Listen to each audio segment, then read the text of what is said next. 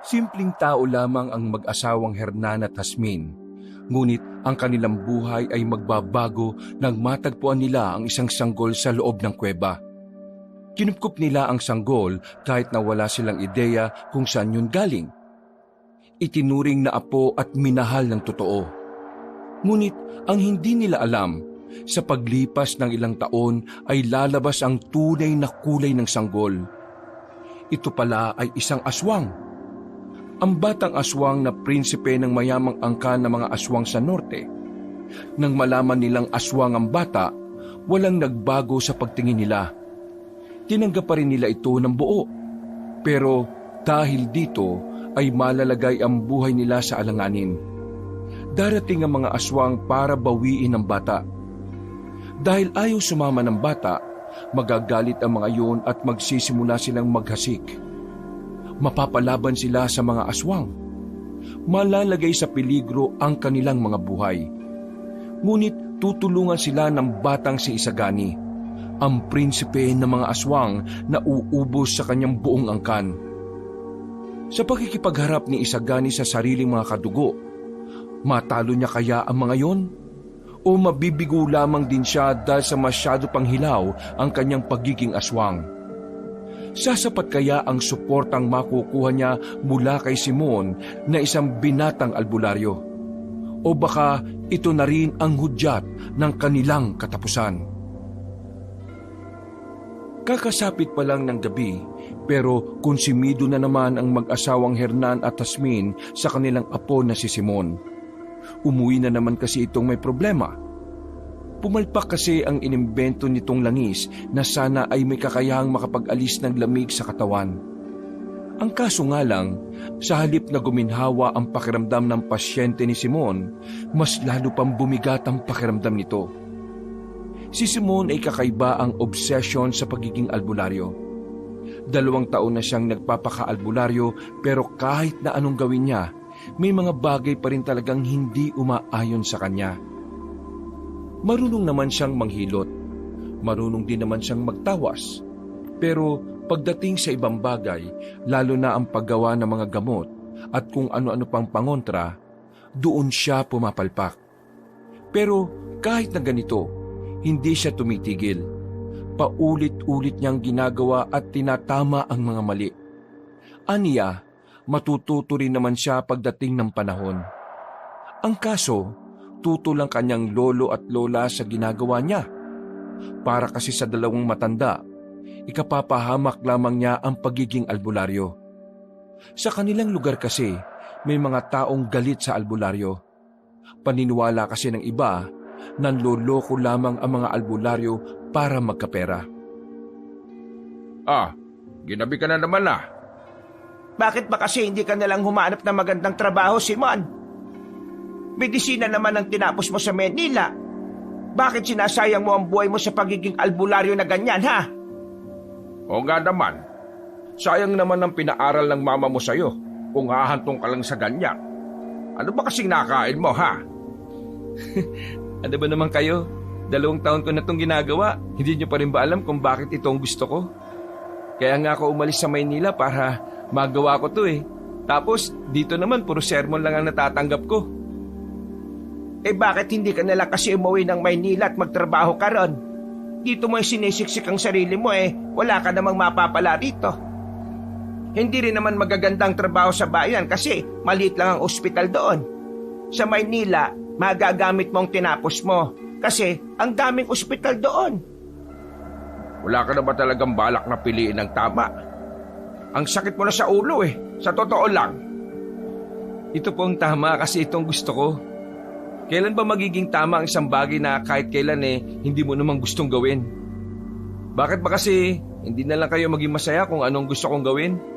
Mahirap ba maging masaya para sa akin?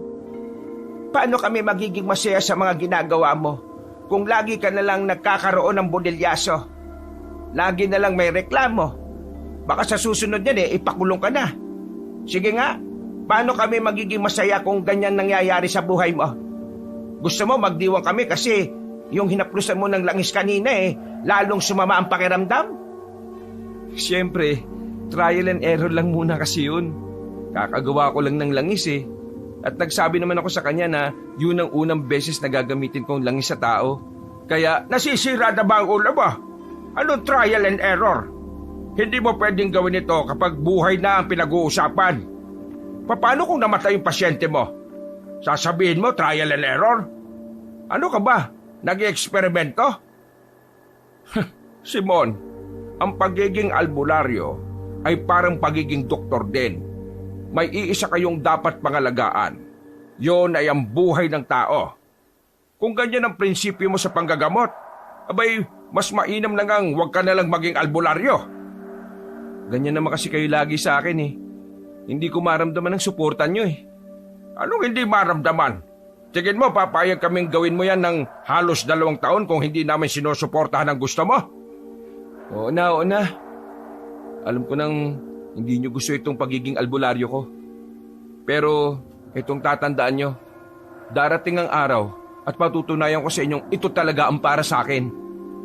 Patunayan mo, Simon! Patunayan mo sa amin na yan talaga ang kapalaran na dapat para sa isang katulad mo! Sandaling natahimik ang buong bahay. Nanatili lang na nakaupo si Simon sa tapat ng lamesa habang ang 2 matanda ay nasa katre. Tila kapwa rin nakikipagpakiramdaman at naghihintay kung anong sunod na sasabihin ng binata. Siya nga po pala. Baka may 100 po kayo dyan. Oh, tingnan mo isang to. Ano bang gagawin mo sa 100? May bibilin lang po akong halaman. Sabi ng kakilala kong albularyo rin sa kabilang baryo, yung halaman daw na yun Bigyan mo na lang yan ng pera. Baka mamaya isipin pa niyan hindi natin siya sinusuportahan. Biglang lumabas na lamang ng bahay ang matandang si Hernan. Napailing na lamang si Simon dahil doon. Alam niyang galit sa kanya ang lolo niya. Mabuti na nga lang ay kalmado pa rin ang kanyang lola. Hayaan mo na muna ang lolo mo. Lalamig din ang ulo niya. Ikaw naman kasi. Umayos ka naman.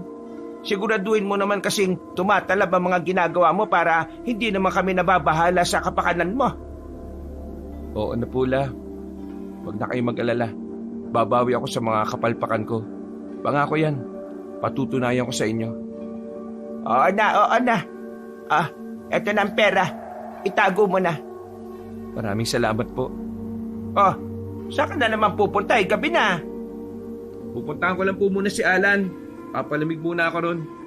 Ang hirap matulog dito kapag may isang taong galit sa akin Siya sige. Pero kausapin mo ang lolo mo ha. Huwag kayong magsamaan ng loob. Ikaw naman kasi pinagsasabihan ka lang nagagalit ka pa. Sige na la.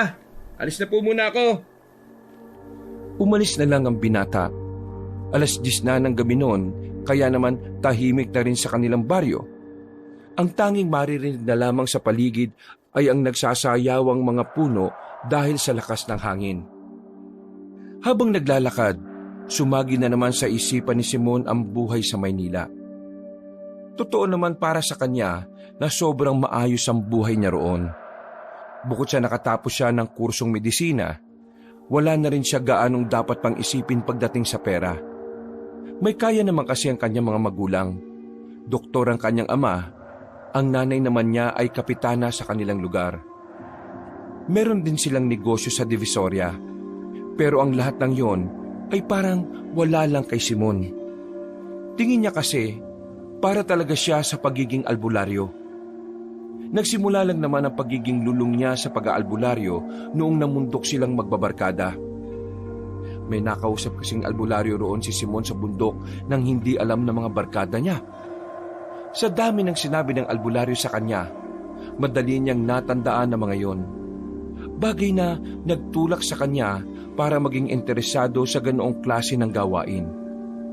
Mula noon, mas pinili niyang maging albularyo kaysa pakinabangan ng kursong medisina. Dahilan niya, medisina rin naman kasi ang ginagawa ng albularyo. Ang pagkakaiba nga lang, mas tradisyonal. Iba rin naman ang mukha mo no? Matapos mong makipagsagutan sa kanila, matapos mong pasamay ng loob ng lolo mo manghihiram ka ng 100? Kung may award lang sa pagiging makapal ang mukha, nako, Baka natabunan ka na ng trophy. Natatawa na lamang si Alan na ikwento ni Simon ang mga nangyari. Si Alan ang pinakamalapit niyang kaibigan mula nang dumating siya sa probinsyang yon. Iba ang interes ni Alan, pero nagkasundo sila dahil sa iisang bagay. Yun ay ang kagustuhan nilang makatulong sa mga tao. Pangarap kasi ni Alan na maging isang pulis, pero dahil sa hirap ng buhay, hindi na ito natuloy. Wala naman ako malalapitan, sila lang naman eh. Yun nga ang punto, pre. Wala ka nang malalapitan. Kaya dapat, ginagalang mo sila. Ang bastos kaya na sinasagot mo ang lolo at lola mo, samantalang sila lang naman ang nasasandalan mo. Hindi ko naman sila binabastos eh. Pinaliwanag ko lang naman yung side ko. Pero yung ideya na pinamukha mo sa kanila na pinipigilan kanila sa gusto mo, kabastusan na rin yun. Huwag kang magagalit, pare ah. Pero sang-ayon ako sa lolo at lola mo eh. Paano sila magiging masaya kung lagi ka namang may nagagawang mali? Kaya nga babawi ako eh. Pare, ang buhay ay hindi parang exam yan. Nakapagbagsak ka ngayon, babawi ka sa susunod na semester. Pero kapag palyado ka ngayon sa buhay, hindi mo sigurado na makakabawi ka pa sa susunod. Kasi walang garantisadong pagkakataon na naghihintay sa atin palagi. Alam mo pre, kung ako sa'yo, pakinabangan mo na yung tinapos mo. Ang bihira naman oh. Pati ba naman ikaw? Ganyan ang maririnig ko galing sa'yo? Anong gusto mo marinig? Yung gusto mo lang na marinig? Kaibigan tayo pre. Pero kapag mali ang ginagawa mo, kukontrahin kita. Ganun ang tunay na magkaibigan. Ay nako, alis na nga ako. Pambira naman oh. Nag-uusap tayo ng matino eh. Bakit ka alis? Nakakarindi na eh. Halos ganyan lang yung naririnig ko eh. Ang problema kasi sa'yo pre, ayaw mong napagsasabihan ka. Tandaan mo ah, kahit matalino ka namang tao, hindi lahat alam mo. Tanggapin mo sa sarili mo yan. Oo na, paulit-ulit, parang Anli. Ngayon ko lang sinabi sa'yo ito ah. Pinagsasasabi mong paulit-ulit. Sige na, matulog ka na. Akala ko pa naman mag-iinom tayo. May pasabi-sabi ka pang pre. Punta ka sa bahay mamaya, inom tayo. Maganda, sa amin naman. Pero wala naman pala. Puro ka rin sermon. Iinom naman tayo eh. Ikaw naman nagtampo ka na kaagad oh. Naku, bahala ka na nga sa buhay mo. Matulog ka na lang. Bukas, gumawa kayo ng samahan ni lolo at lola. Tawagin yung samahan yung samahan ng mga tutol sa pagiging albularyo ni Simon. Uy, bumalik ka rito! Hindi na nilingon pa ni Simon ang kanyang kaibigan. Medyo bulag pa siya sa realidad ng sinabi ni Alan, kaya natural na magagalit din siya doon.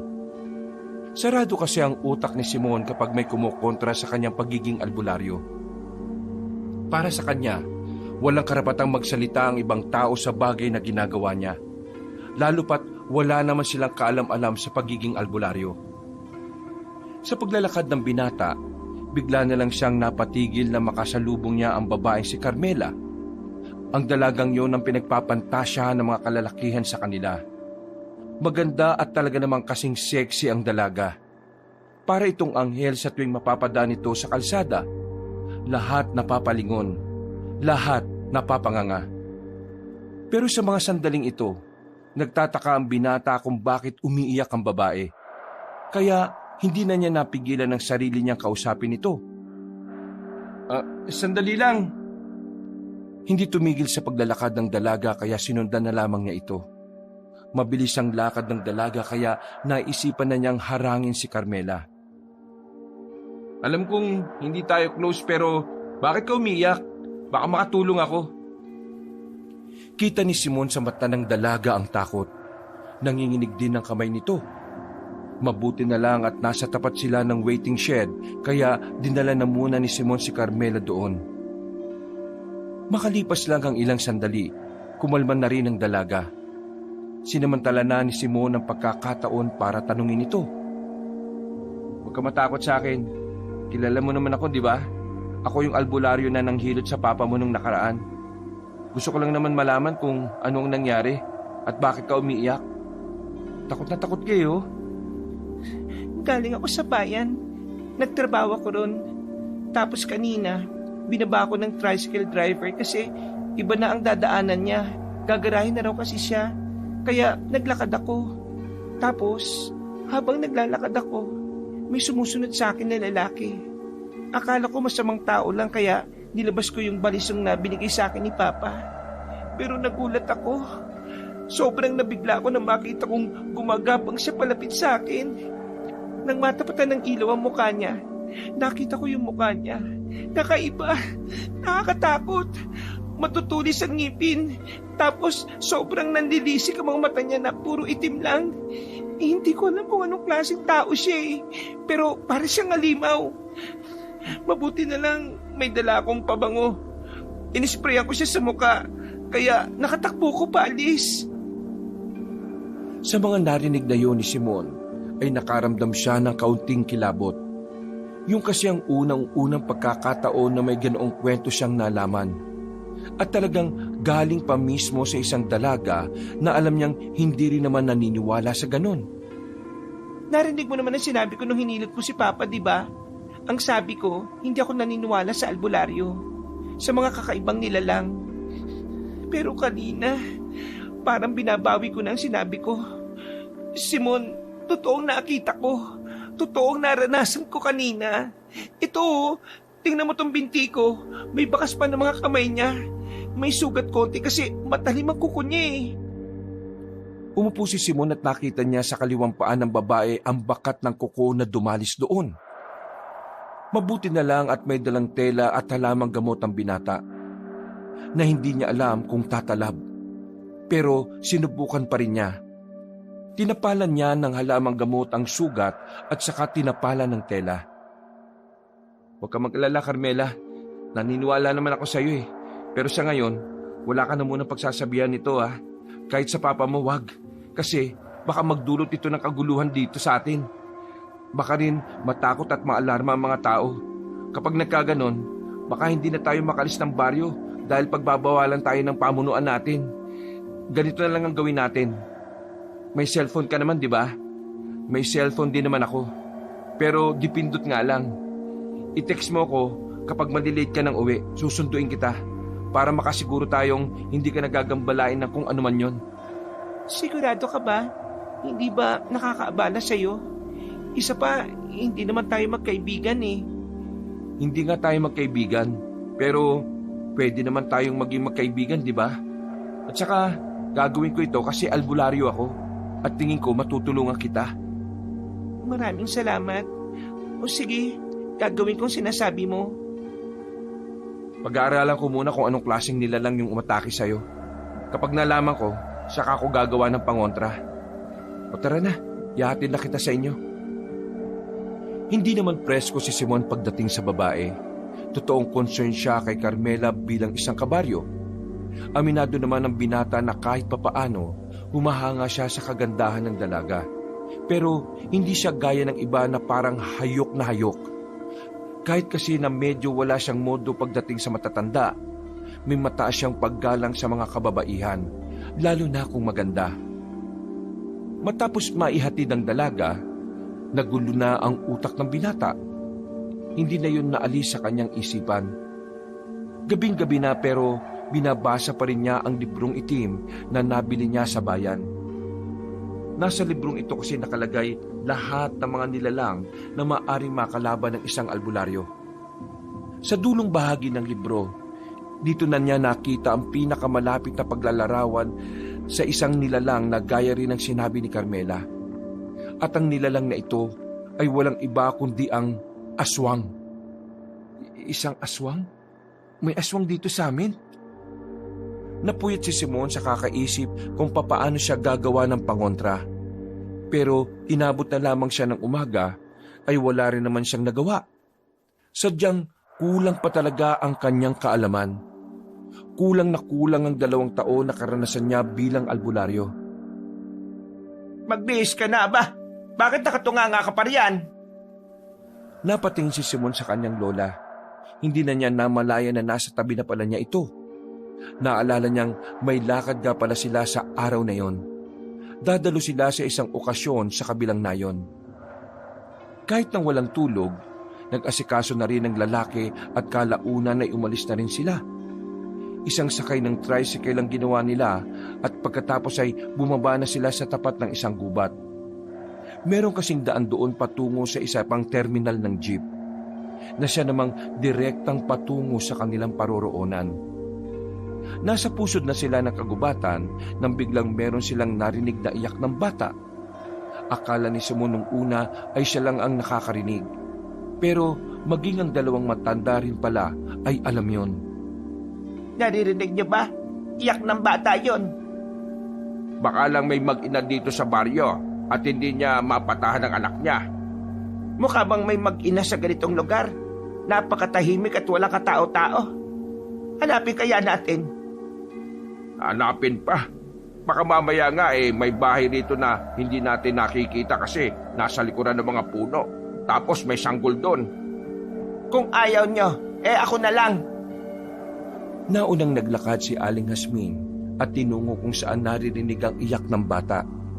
Sumunod na lamang din si Simon at Mang Hernan. Ilang sandali lang nakarating na sila sa tapat ng kuweba. Doon nagmumula ang iyak ng sanggol. Nagkatinginan sila. Tila pare-pareho nagkakasundo na malaman kung bakit may sanggol sa loob ng kuweba. Ako na pong papasok. Dito na lang po kayo sa bungad. Hindi, sasamahan ka namin. Hernan, tara. Tumango na lamang si Simon. Dali-dali siyang pumasok sa kuweba. Medyo may kadiliman sa loob. Buti na lang ay may dalang flashlight si Mang Hernan. Lagi itong may dalang flashlight dahil alam niyang gagabin sila sa pag-uwi. Hindi nagtagal, nakita nila ang isang sanggol na nakalagay sa malaking basket. Tumigil ito sa pag-iyak nang makita sila nito. Para bang alam ng bata na kukunin siya ni Aling Hasmin. Diyos ka, kaninong anak ta? Wag! Anong wag? Kawawa naman ang batang ito. Iniwan lang dito sa kuweba na ito, oh. Paano kung may mabangis na hayop dito at kinain siya? La, hindi naman natin alam kung anong pinagmulan ng batang yan eh. Hindi natin dapat basta yan kunin. Pinagmulan? Malamang sa ina siya nagmula. Diyos ko naman mga taong ito, oh. Kung ayaw nyo, ako kukuha. Kinuha ni Aling Hasmin ang bata. Agad itong lumabas ng kuweba habang napapakamot na lamang sa ulo si Simon at si Mang Hernan.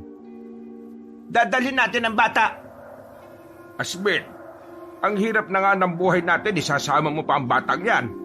Anong gusto mo? Iwan ang batang ito kahit tayo naman ang nakakita. Matitis ba ng konsensya mo kapag may nangyaring masama sa sanggol na ito?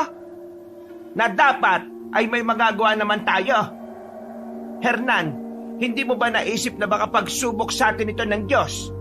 Kung hahayaan lang natin itong bata, para na rin tayong gumawa ng masama. Pero la, matanda na kayo ni Lolo. Kakayanin niyo pa bang magpalaki ng sanggol? Baka naman lalo lang kayong ma-stress. Matagal na kaming stress. Sa'yo pa nga lang Naiintindihan ko naman na nakokonsensya ka. Pero kasi Hasmin, wala nga tayong ideya kung saan galing ang batang yan eh. Paano kung anak ng sindikato yan o kaya ng mayamang pamilya? Abay mapapahamak tayo kapag inisip nilang tayo ang kumuha sa batang yan. Biglang natahimik ang matandang si Hasmin. Napaisip ito sa sinabi ng asawa. Batid rin naman kasi niyang tama rin naman si Mang Hernan. Pero sa tuwing titingnan niya ang mukha ng bata, parang natutunaw ang kanyang pagkatao. Sobra siyang naaawa. Hindi kinakaya ng konsensya niya na isiping iiwan na lamang nila iyon. Ganito na lang ang gawin natin para hindi ka mabahala. Huwag na tayong tumuloy sa pupuntahan natin.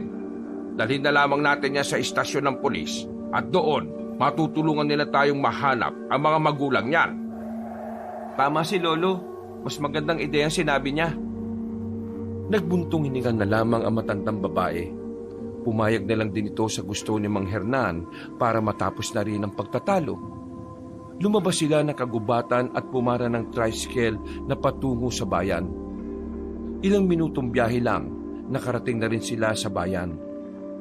Agad nilang inilapit ang sanggol sa mga pulis. Matapos ang kaunting salaysay, May mga dumating na madre na siyang pansamantalang kukup-kup sa bata habang wala pa ang mga magulang nito.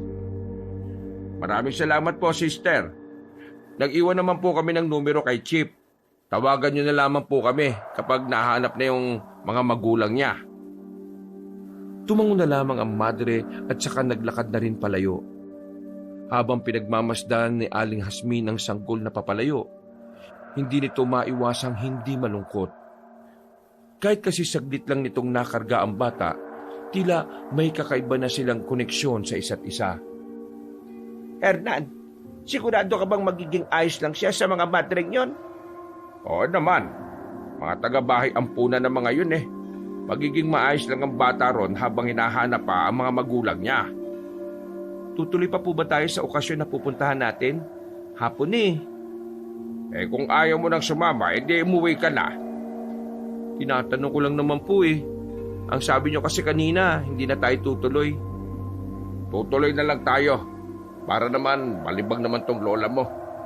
Kung nababagot ka na at atat ka ng magpakulo ng mga halaman mong gamot, eh umuwi ka na. Ang kulit niyo naman, Lo. Sasama nga po ako. Ano ba kayong dalawa? Magtatalo na naman kayo niyan maya-maya eh. Tara na, pumunta na lang tayo sa okasyon. Nakasakay naman kaagad ang tatlo. May 20 minuto lang naman ang biyahe. Nakarating na rin sila sa baryo pinagbuhatan. Tulad ng inaasahan ni Simon, nabagot siya sa okasyon na yon. Ang akala niya kasi, porke kaedad niya ang may kaarawan, mga matatanda pa ang naroroon. Puro sayawan, kantahan at tawanan lang ang nakikita at naririnig niya. Wala siyang magawa habang nasa isang gilid siya. Malapit ang sumapit ang kinagabihan. Atat na siyang umuwi dahil nag-text na sa kanya si Carmela para magpasundo. Pero hindi naman siya makaalis dahil nag-i-enjoy na ang kanyang lolo at lola. Sumapit ang 6:00 ng gabi.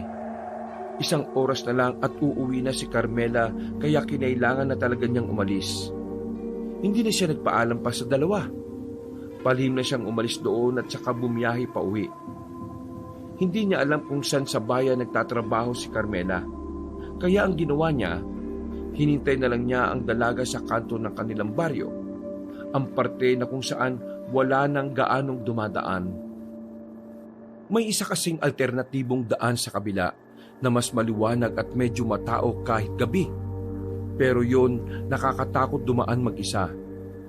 Mas malapit ang daan na yon sa kanila kaya naiintindihan niya kung bakit doon ang pinipili ni Carmela. Ang tagal naman ni Carmela. 1 oras na ako dito ah. Nakatayo ang binata sa gilid. Paulit-ulit niyang tinitingnan ng cellphone pero wala pa rin ang dalaga. Hanggang sa maya-maya lang. Sino yan? Meron siyang naramdaman na kakaiba.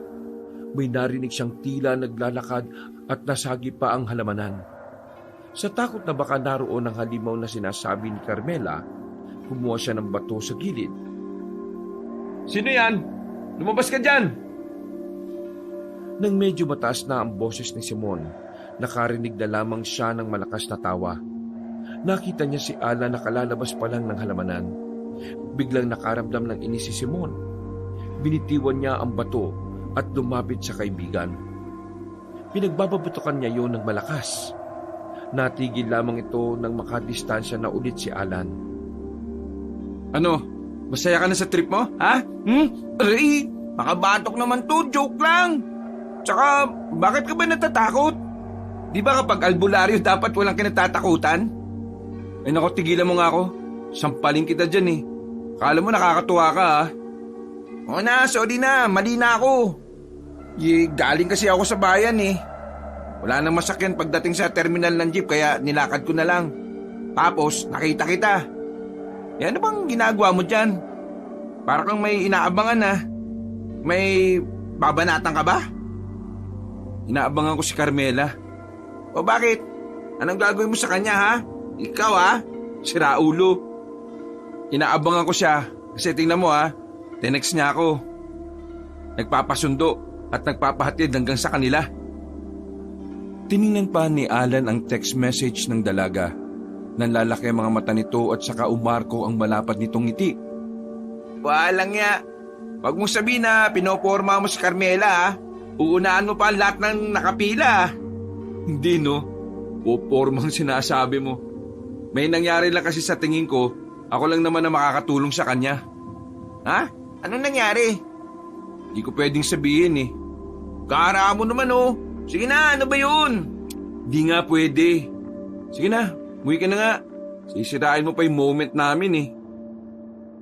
Natigil ang kanilang pag-uusap nang biglang makarinig sila ng parang mabangis na hayop. Agad na hinila ni Simon ang kanyang kaibigan papunta sa gilid. Alam na agad ni Simon kung ano ang naririnig nila.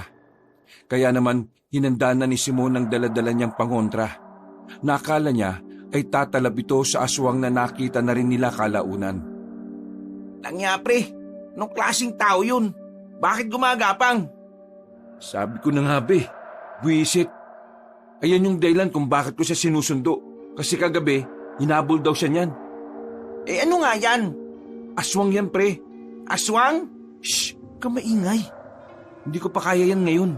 Inaaral ko pa lang kung papaano yan kalabanin. Hindi na muna sila lumabas. Hinintay lang nilang mawala ang nilalang na yon. Makalipas lang ang ilang minuto ay nawala na rin ang aswang.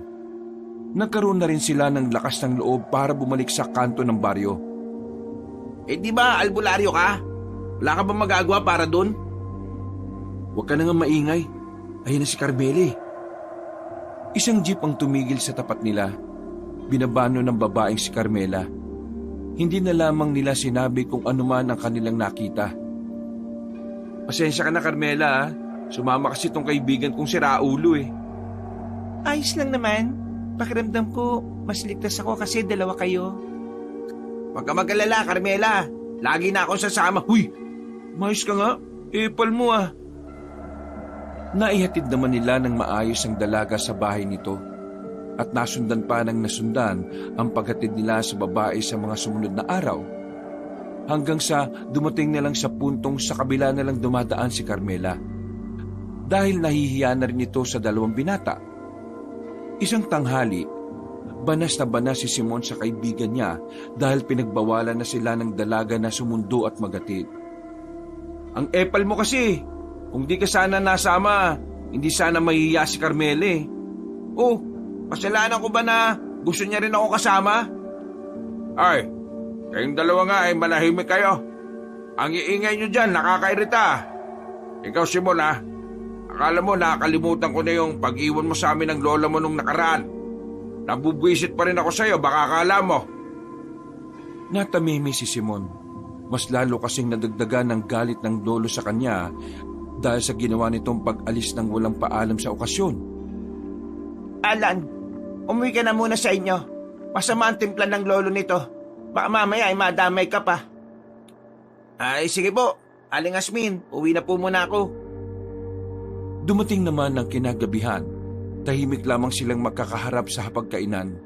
Walang nagsasalita. Hindi kinikibo ni Mang Hernan si Simon. Ang binata naman, nakatuon na lamang ang atensyon sa kinakain. Pero maya-maya lang, sabay-sabay silang napatigil sa pagmuya nang marinig nila ang pag-iyak ng sanggol sa labas ng kanilang bakuran. Nagkatinginan sila sandali. Kalaunan ay sabay-sabay silang napatayo at lumabas. Nakita nila ang basket kung saan naroon ang sanggol. Nasa mismong tapat ng hagdanan nila. Hernan, ang bata! Sino nagbalik niyan dito? Hindi na hinintay pa ni Aling Asmin na pigilan siya ng asawa. Dali-dali nitong kinuha ang sanggol at ipinasok sa loob ng bahay. Hernan, para sa atin talaga ang batang ito. Tingnan mo, ibinalik siya sa atin ng Diyos. Sino naman kayo naglagay niyan dyan? O Yasmin, huwag kang matuwa ha. Kasi baka mamaya tatawag na mga madre sa atin. Alam nilang nawawala yan. Pinagbigyan ko na ang gusto niyo nung una. Ngayon, nandito na ulit ang sanggol na ito. Ako naman ang masusunod. Dito na siya sa atin. Ay, nag-iisip ka ba? Hindi natin maililihim ang batang yan sa mga kapitbahay natin. Baka pag-isipan pa nila tayo ng masama. Anong ililihim? Hindi natin siya ililihim, ano? Sasabihin natin sa mga kapitbahay kapag nagtanong sila, ito ang anak ni Simon. Uy, La, huwag kang nga ganyan. Ginamit mo pa ako eh. Masisira ako kay Carmela niyan. Kasi sabi ko sa kanya, binata ako. Ay wala na tayong ibang magagawa. Kesa ibigay natin sa ibang batang ito. Baka mas lalo pang mapahamak ito eh. Hasmin naman. Hernan, pakiramdam ko talaga sa atin tong sangkol na ito. Tingnan mo, nakangiti siya sa akin. Masaya siya rito sa bahay. Ay nako, talaga si Lola oh. Lumipas ang mga araw. Naging usap-usapan ng mga tambay ang pagkakaroon ni Simon ng anak. May ilang naniniwala, may ilang hindi rin naman. Wala rin naman kasing nobya ang binata. Isa pa, alam ng lahat na pag-aalbularyo lamang ang inaatupag nito. Nakakainis talaga si Lola oh. Hindi na tuloy ako pinapansin ni Carmela. Tingin ko pre, may gusto rin sa'yo yun eh. Affected siya eh. Nakakainis talaga yung batang yan oh. Wala akong pakialam dyan. Kahit na kilalanin pa akong ama niyan, visit. E anong balak mo ngayon? Aalis ako.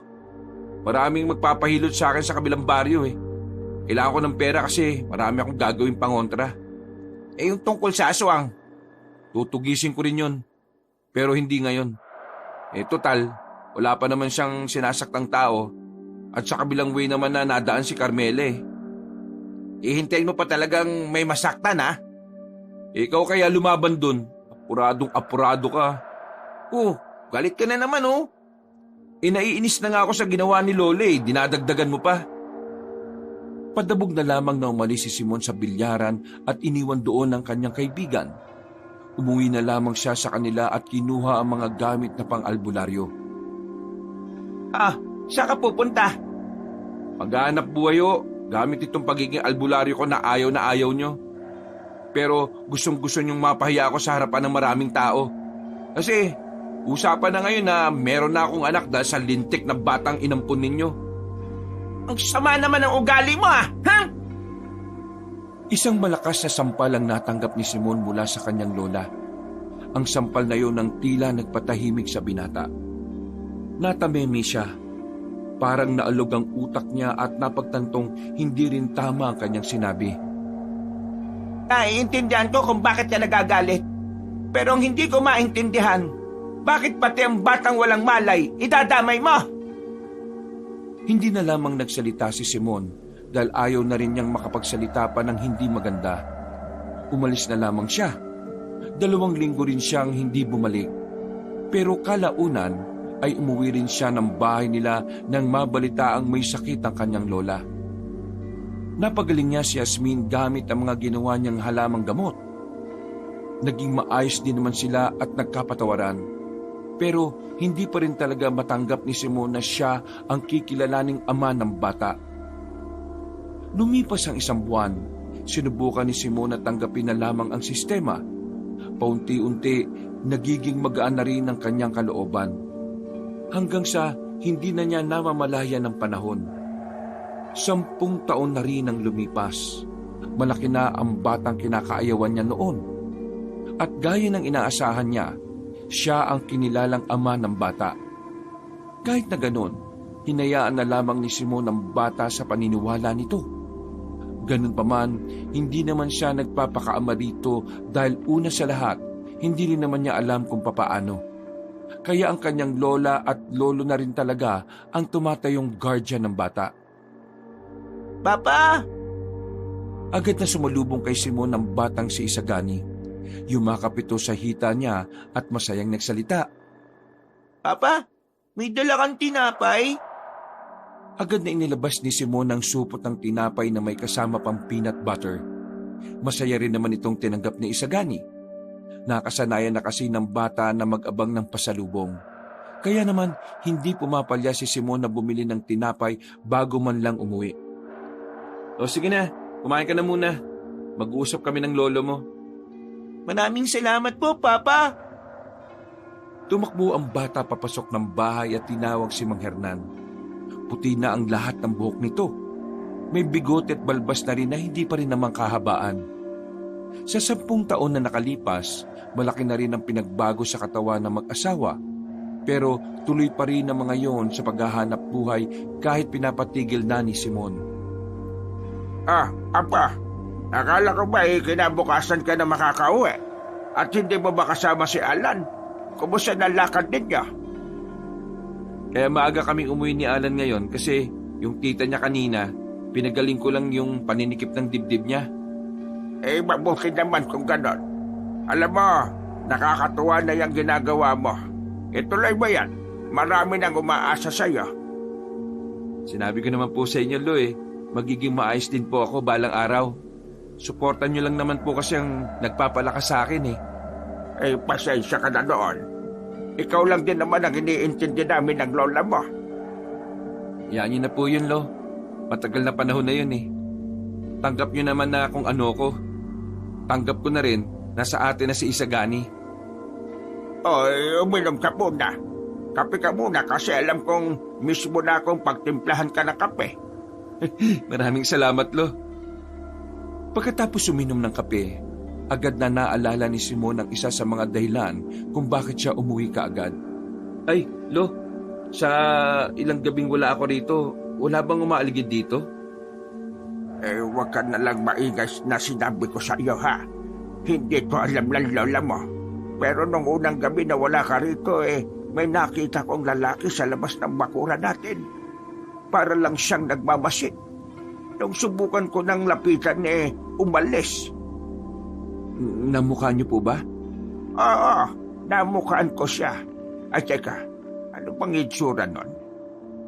Hindi ba to yung sinasabi kong aswang na humabol dati kay Carmela? Yung pagkakalarawan ko? Ganun po ba? Pakiramdam ko, aswang din itong nakita ko Pero hindi siya gaya ng sinasabi mo. Simpleng lalaki lang ang itsura niya. Ang nakita ko lang nakakaiba sa kanya, matulis yung dulo ng mga tenga niya. Tapos may katangkaran. Mula nang matanggap na ni Mang Hernan ang pagiging albularyo ng binata, alam na rin ito kung ano ang mga nagiging problema ni Simon. Isa na nga raw rito ay ang mga aswang. Sa mga nakalipas na taon, dahil na rin sa dami ng napapagaling ni Simon at ang iba pa nga ay nayanggaw, napukaw na rin niya ang atensyon ng mga aswang. Kaya hindi na rin nakapagtataka na may dumadalaw na ring aswang sa kanila para patayin siya. Karamdam ko, Apo, ikaw ang pakay niya Nag-aalala ko sa iyo. Baka mapano ka. Kung sino man siya, alam kong hindi ako pakay niya, Lo. Paano hindi ikaw? Ikaw lang naman ang albularyo sa pamilya natin. Ikaw ang nagpagaling sa mga biktima nila. Ay, nako. Kung bakit ba kasi bigla na lamang lumitaw ang mga aswang na yan Wala naman kasi yan doon, di ba? Ay, nako. Buti na lang nandyan kayong mga albularyo. Nagsimula lang naman ang lahat ng to nung natuklasan ng mga kapwa ko albularyo ang lungga ng mga aswang sa norte. Tapos, ayun, bigla nang nagkaganito. Hindi mo sinagot ang tanong ko. Kung hindi ikaw ang pakay, sino sa aming tatlo? Huminga ng malalim si Simon. Hindi niya alam kung handa na ba siyang sabihin sa kanyang lolo ang kanyang naalalaman. Natatakot siya na baka kapag nalaman nito ang totoo, hindi nito kayanin at baka mas lalo pa itong may stress. Kaya naman, nag-isip na lamang siya ng ibang dahilan. Kapag naalis ako ng baryo, may mga nasunod sa akin. Kaya kung alam nilang umalis ako, malabong yung aswang na nagpunta rito ako ang pakay kasi alam nilang wala ako sa bahay Tingin ko, ang aswang na nakita mo rito ay napadaan lang. Naramdaman niya siguro na maraming pangontra sa bahay natin. Ay, kung sa bagay, mararamdaman talaga nila yon kasi ikaw ang gumawa. Kaya nga, Lo, huwag ka na lang maingay kay Lola, ha? Kasi sa mga puntong ito titigil muna ako sa panggagamot. Kami ng mga kasamahan ko, sisimulan na naming tumugis ng aswang bukas ng gabi. Nakatanggap kasi kami ng balita na ang una nilang bibiktimahin ay mga babae at bata. Bago pa sila makapagasik dito, gagawa na kami ng paraan. Makakaasa ka na hindi ito makakarating sa lola mo. Kaso, Apo, nababahala ako para sa iyo. Hindi ka ba mapapahamak dyan? Lo, sa 10 taon na lumipas, Marami na ako natutunan. Hindi man ako ang pinakamalakas, pero ramdam ko na kaya ko na makipaglaban gamit ang mga nalalaman ko. Isa pa, kasama ko na rin naman si Alan eh. Buti nga tinutulungan ako ni Alan. Ang sabi niya kasi, malabo na siyang matupad yung pangarap niyang maging pulis. Anong edad na namin, no? Kaya ito, magiging kanang kamay ko na lang daw siya. Ay siya, sige. Pumasok ka na sa loob. Mamaya lang magluluto na ako ng hapunan. Sabay na silang pumasok sa bahay at tuwang-tuwa naman ang matandang si Yasmin nang makita siya. Halos 5 araw din kasi siyang hindi umuwi para sa mga panggagamot na ginawa niya. Kaya naman mahigpit na yakap ang ginawa ng kanyang lola para sa kanya. Masaya silang nagsalo-salo sa hapagkainan ng gabing yon. Maya-maya lang, naganda na rin sila para sa kanilang pagtulog. Habang nakahiga, hindi makatulog si Simon. Pabalik-balik ang tingin niya sa batang masarap na ang tulog. Bumangon siya at kinuha ang cellphone. Walang text mula sa dalagang si Carmela. Halos napakatagal na rin siyang naghihintay. Pero mula noon, tuloy na siyang hindi kinausap ni Carmela. Wala na rin siyang balita kung nasaan yun. Maya-maya pa, biglang naalarma ang lalaki. Uminit ng bahagya ang kanyang suot-suot na anting-anting. Dahil dito, marahan siyang bumangon at saka sumilip sa kanilang bintana. Wala naman siyang nakikitang aswang sa labas, pero tumungo pa rin siya sa bakuran para makasigurado. Lumakas ng lumakas ang pagiging aktibo ng anting-anting habang tumatagal. Pero kalaunan, bigla itong humihina. Senyalis na papalayo ng aswang na nararamdaman niya. Dahil dito, pinakiramdaman niyang maigi kung saan ang gagaling ang presensya. Mabilis siyang tumakbo nang matukoy kung nasaan ang aswang. Nakarating siya sa abandonadong daan na nahaharangan na rin ng mga nagtumbahang puno. Doon ay nakita niyang isang lalaking matangkad at nakaitim. Nakaupo ito sa katawan ng puno na parabang hinihintay lang din siyang dumating. Sino ka? Ikaw din ba yung lalaking umaaligid sa bahay namin? Alam kong alam mo kung bakit ko yung ginagawa, Simon. Mukhang naka-background ka na ng maayos tungkol sa akin, ha? Masyado na matunog ang pangalan mo eh. Marami ka na rin inantalang trabaho ng mga aswang. Kaya makikilala talaga kita. Ano bang kailangan mo? Bigay mo sa akin ng bata. Sino ka ba? Wala akong nakikitang dahilan para magpakilala sa'yo. Wala tayong atraso sa isa't isa. Ang gusto ko lang ay gawin ang trabaho ko. Kaya ibigay mo sa akin ang bata. Alam ko ang plano niyong kumuha ng mga bata at dalaga. Kaya tingin mo, ibibigay ko sa iyo si Isagani? Huwag ka na magtanga-tangahan. Alam kong alam mo kung bakit ko kinukuha si Isagani. Simon, aswang si Isagani. Una pa lang, sa amin na siya nabibilang. Napasarado ang kamay ni Simon. Matagal na kasi niyang alam ang tungkol sa katauhan ng bata. Nung pang mag-4 na taon si Isagani, nalaman na ni Simon na aswang si Isagani dahil nang minsang natutulog ang bata, nakita niyang nagbago ang anyo nito. Nung mga sandaling yun kasi, bigla-bigla na lamang lumalabas sa mga sintomas ng pagiging aswang. Kaya naisipan ni Simon noon na gumawa ng pangontra para mapigilan ng tuluyan ang pagpapalit anyo ng bata. Anong gagawin mo sa bata? Di ba albularyo ka? Paano kaya natiis ng albularyo na mag-alaga ng isang bata na dapat ay papatayin niya? Di ba? Mortal niyong kaaway ang mga katulad namin? Bakit mo hinayaang mabuhay pa si Isagani ng halos 6 na taon mula nang malaman mo ang totoo? Hindi ko ibibigay ang bata sa'yo. Si Isagani ang buhay ng Lola Jasmine ko. Ayaw ko masira ang mundo niya. Wala akong pakialam kung anong nararamdaman ng kahit sino sa inyo. Ibigay mo sa akin si Isagani dahil hindi siya para sa inyo. Ang kapal naman ng mukha mo na kunin siya basta. Bakit? Sino ka ba? Ako lang naman ang tiyuhin ni Isagani. Ninako siya sa amin ng isang albularyo noon dahil alam niyang si Isagani ang magiging tagapagmana ng posisyon pagdating ng araw. Si Isagani ang prinsipe namin. Kaya kailangan namin siyang maibalik. Hindi! Kahit na ano pang sabihin mo, hindi ko ibibigay sa iyo ang bata. Huwag ka nang magpanggap na mahalaga sa iyo si Isagani. Ayaw na ayaw mo nga sa kanya, hindi ba?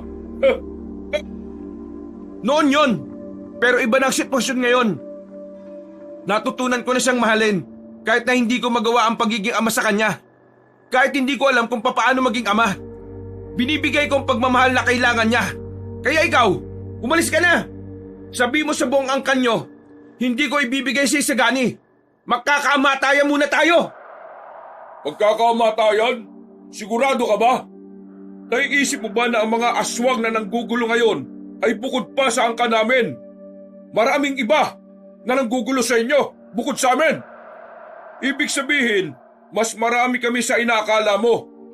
Kaya pag-isipan mo ang gulo na iniisip mo. Kasi kapag napuno si Lolo Abukay, idadaanan namin sa dahas ang pagkuha sa batang yon. Biglang kumislap ang anting-anting ni Simon. Kasunod nito, mabilis siyang nakalapit sa lalaki. Nagpakawala siya ng isang malakas na suntok na agad din namang tumama sa mukha ng kalaban. Tumilapon ng lalaking aswang at saka tumama pa sa puno. Sinundan naman yon kaagad ni Simon at saka bumulong habang nakahawak sa anting-anting. La Fuego de Uno! Pagkatapos niyang sabihin yon, naramdaman niya ang malakas na enerhiya sa kanyang kamao. Lumundag siya patungo sa lalaking nakahiga pa rin.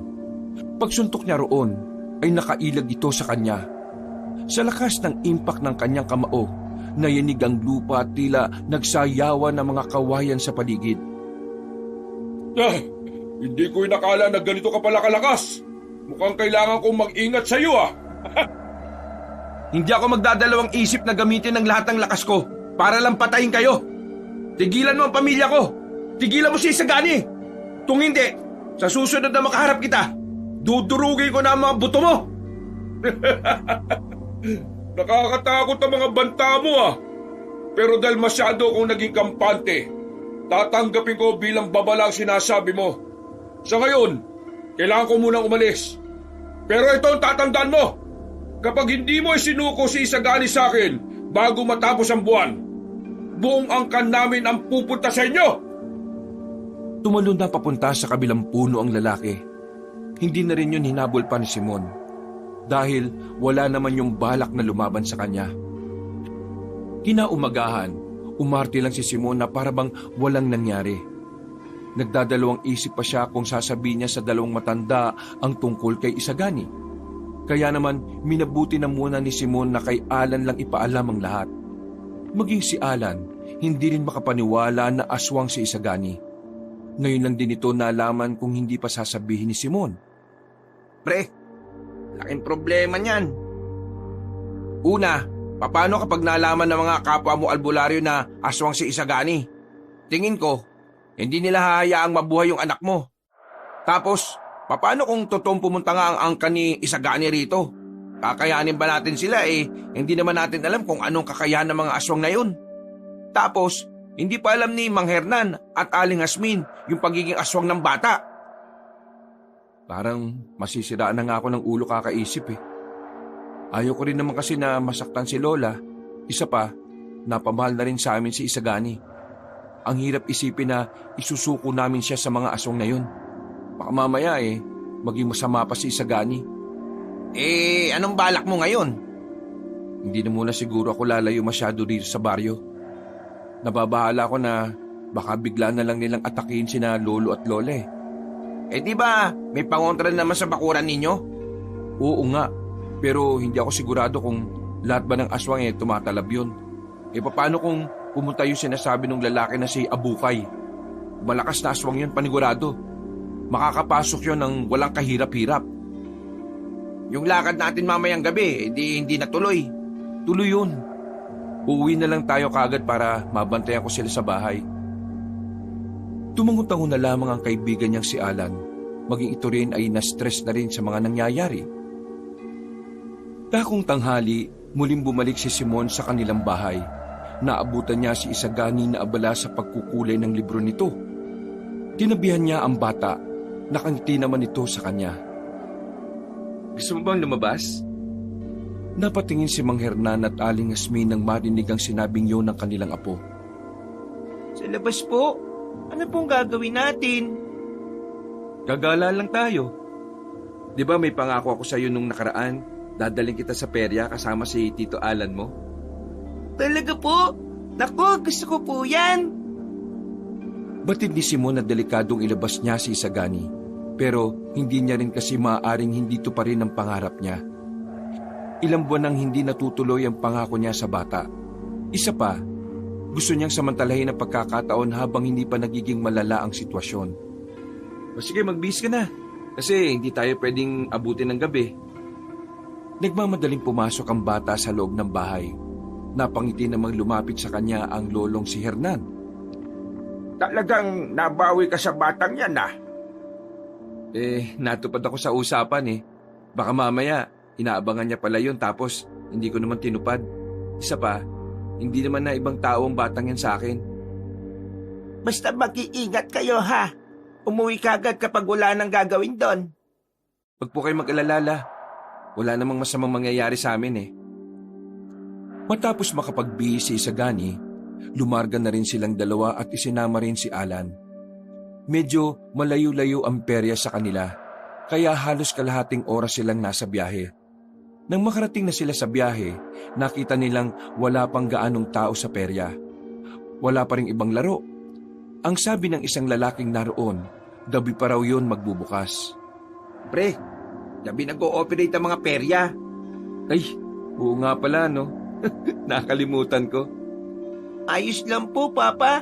Sa iba na lang po tayo. May alam akong pwedeng puntahan, kaso medyo malayo. Parang perya din. Pero bukas sila kahit na ganitong oras. Pwede tara na, punta na natin. Maglalakad na sana sila patungo sa bangketa nang maramdaman ni Simon na naging aktibong anting-anting niya. May naramdaman kasi itong kakaibang presensya sa paligid. Sa tingin niya, aswang yon.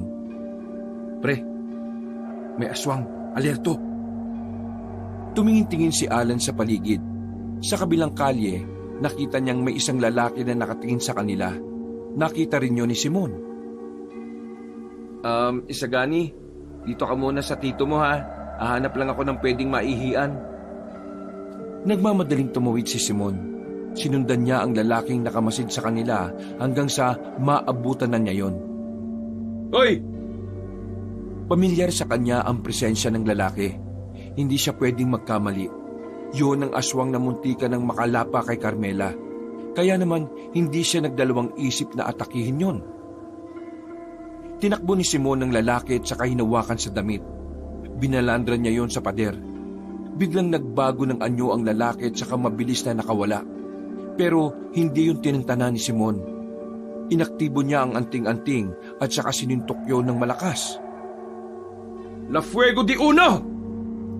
Pagkatama ng suntok ni Simon sa sikmura ng aswang, bagya pang umusok ang kamao ni Simon. Agad na tumumba ang lalaki at sumuka ng dugo. Buong akala niya ay tapos na ang laban. Nang tumalikod siya, bigla na lamang siyang nakaramdam ng pagkahilo.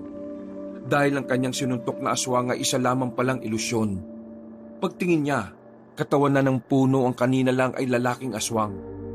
Napatingala siya sa taas.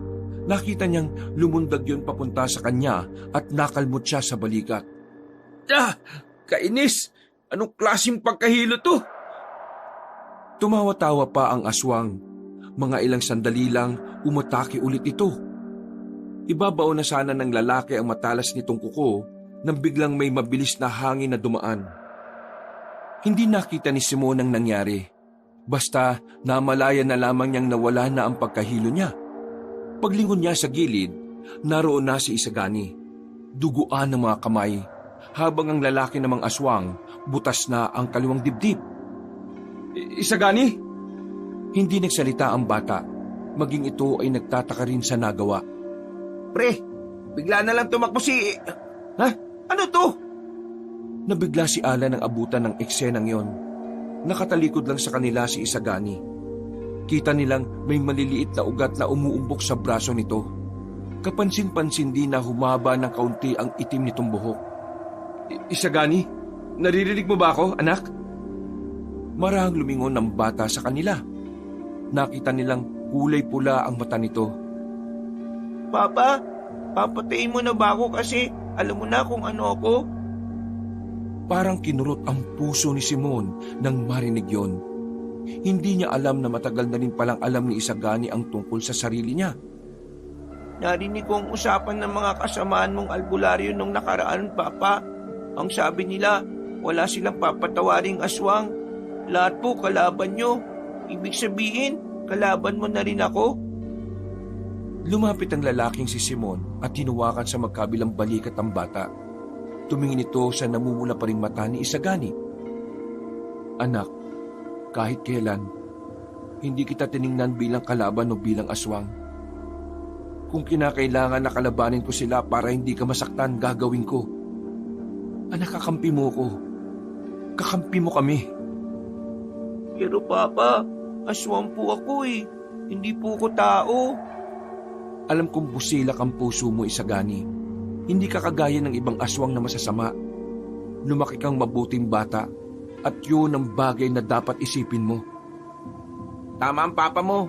Isa pa, kahit na aswang ka, tingnan mo, ipinagtanggol at niligtas mo ang Papa mo. Ibig sabihin lang nun, mabuti kang aswang. Papa, Tito, pwede ko po bang gamitin ang pagiging aswang ko sa kabutihan? Nagkatinginan na magkaibigan. Hindi rin kasi nila alam kung ano ang isasagot.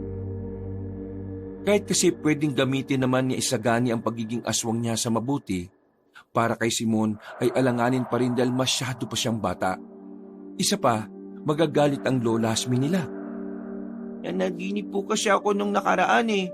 Nakalaban ko raw po yung pinuno ng mga aswang. Malakas daw po yun, pero kinalaban ko po. Kaso, hindi po alam kung nanalo ko kasi inisip po ko ni Lola nun eh. Mamaya mo na siguro ikwento yan, Isagani. Sa ngayon, kailangan na nating umalis dito. Baka may makakita sa atin. Punasan mo na yung kamay mo. At hindi mo ba maibabalik sa dati ang mata mo? Hindi ko po alam kung paano eh. Uy, paano to? Huwag ka na lang siguro didilat muna. Duminat ka na lang kapag walang ibang tao sa paligid natin. Matapos ang sandaling yon, ay nilisan na rin nila ang lugar na yon. Iniwan nilang nakaandusay ang bangkay ng aswang. Nagtungo sila sa kanilang paroroonan. Kakaunti lang ang mga tao. Nawala na rin ang pagkabahala nila dahil bumalik na sa normal ang mata ng bata. Naging masaya naman ang kanilang pamamasyal noong mga sandaling yon. Pinaramdam nila kay Isagani kung papaano maging bata. Lahat ng laro ay sinubukan nila. Lahat ng pagkain na naroon ay pinatikim nila kay Isagani. Dakong 4:00 ng hapon, ligtas naman silang nakauwi ng baryo. Pero hanggang sa mga sandaling ito, iniisip pa rin ni Simon ang ginawa ni Isagani na pagliligtas sa kanya. Napagtanto niya kasing tila kakaibang aswang ang bata. Wala sa itsura ni Isagani ang pagiging pangkaraniwan lang. Para sa isang batang aswang na tulad ni Isagani, nakakagulat ang kakaiba nitong lakas at bilis, na sa isang iglap lang, nagawa nitong paslangin ang isang aswang. Naalala ni Simon ang sinabi ng lalaking si Damo sa kanya. Prinsipe ng isang angkan si Isagani. Kaya palagay ni Simon, isa rin yung dahilan kung bakit ganun na lang ang bata kong gumalaw. May problema ka ba, Apo? Kanina pa kita tinatawag ah. Mukhang mas malalim pa sa balon ang iniisip mo. Po? Lo, iniisip ko po kasi yung aswang eh. Bakit? May mga naging biktima na naman ba sila? Wala naman. Pero tingin ko kasi may pinaplano silang kakaiba. Yung mga kasamaan kong albularyo, ang sabi nila, mas mabibilis sa mga aswang na nakalaban nila sa kabilang gubat nung nakaraan. Tigid mo ba? Dapat na kaming umalis dito. Okay lang po ba sa inyo? Napag-usapan na rin kasi namin ni Alan na dalhin kayo sa bayan. Makikitira po muna kayo pansamantala sa bahay ng tiyuhin ni Alan doon.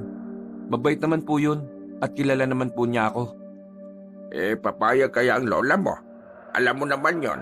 Kahit alam naman niyang laganap ng aswag hindi yun basta-basta aalis dito sa bahay natin. Ayun na lang po ako mausap. Ipaliwanag niyo ang tunay na sitwasyon. Sa totoo lang, Apo, Kinakabahan nga rin ako sa pagiging kalmado ng baryo kahit na may bantaan ng mga aswang eh. Bukas po ng umaga, Lo. Aalis na kayo dito, ha? Ay sige, kakausapin ko na muna ang lola mo. Ikaw na munang maggatong dito ha. Umayag naman si Aling Hasmin sa gusto nilang mangyari. Bagay na nagdulot ng pagtataka para kay Simon. Hindi nila inakala na maiintindihan agad ni Aling Hasmin ang paliwanag nila.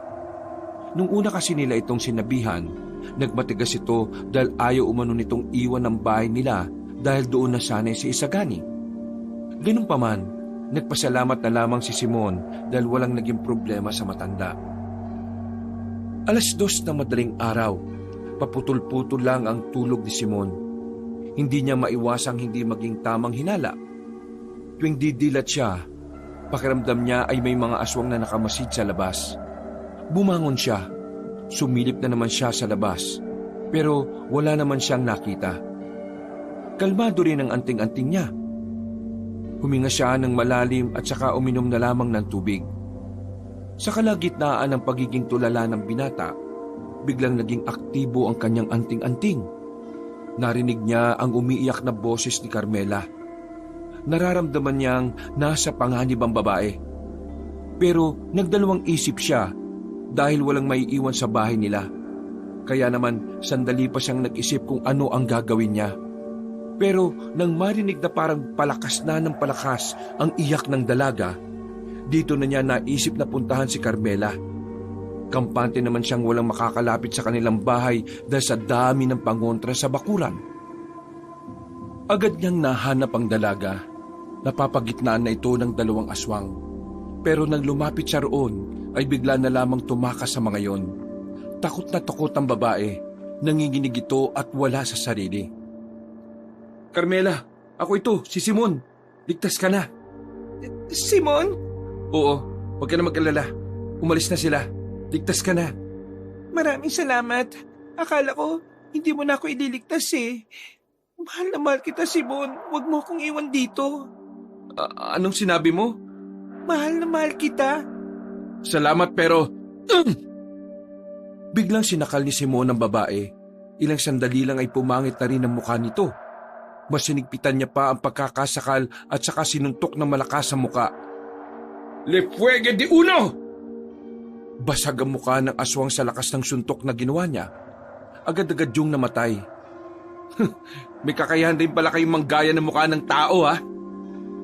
Nanlaki ang mata niya nang mapagtanto na tila naging planado ang lahat. Inilayo lamang siya sa bahay nila para malayang makalapit ang mga aswang kina Isagani.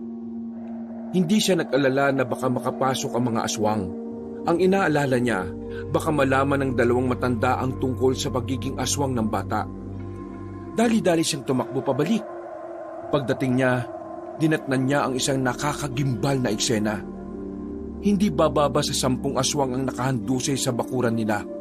Lahat ng yon ay wala ng buhay. Dumanak ang dugo sa lupa. Habang ang 2 matanda na nasa pintuan, nanlalaki ang mga mata. Nabigla sa nasaksihan, hindi makapaniwala. Isagani!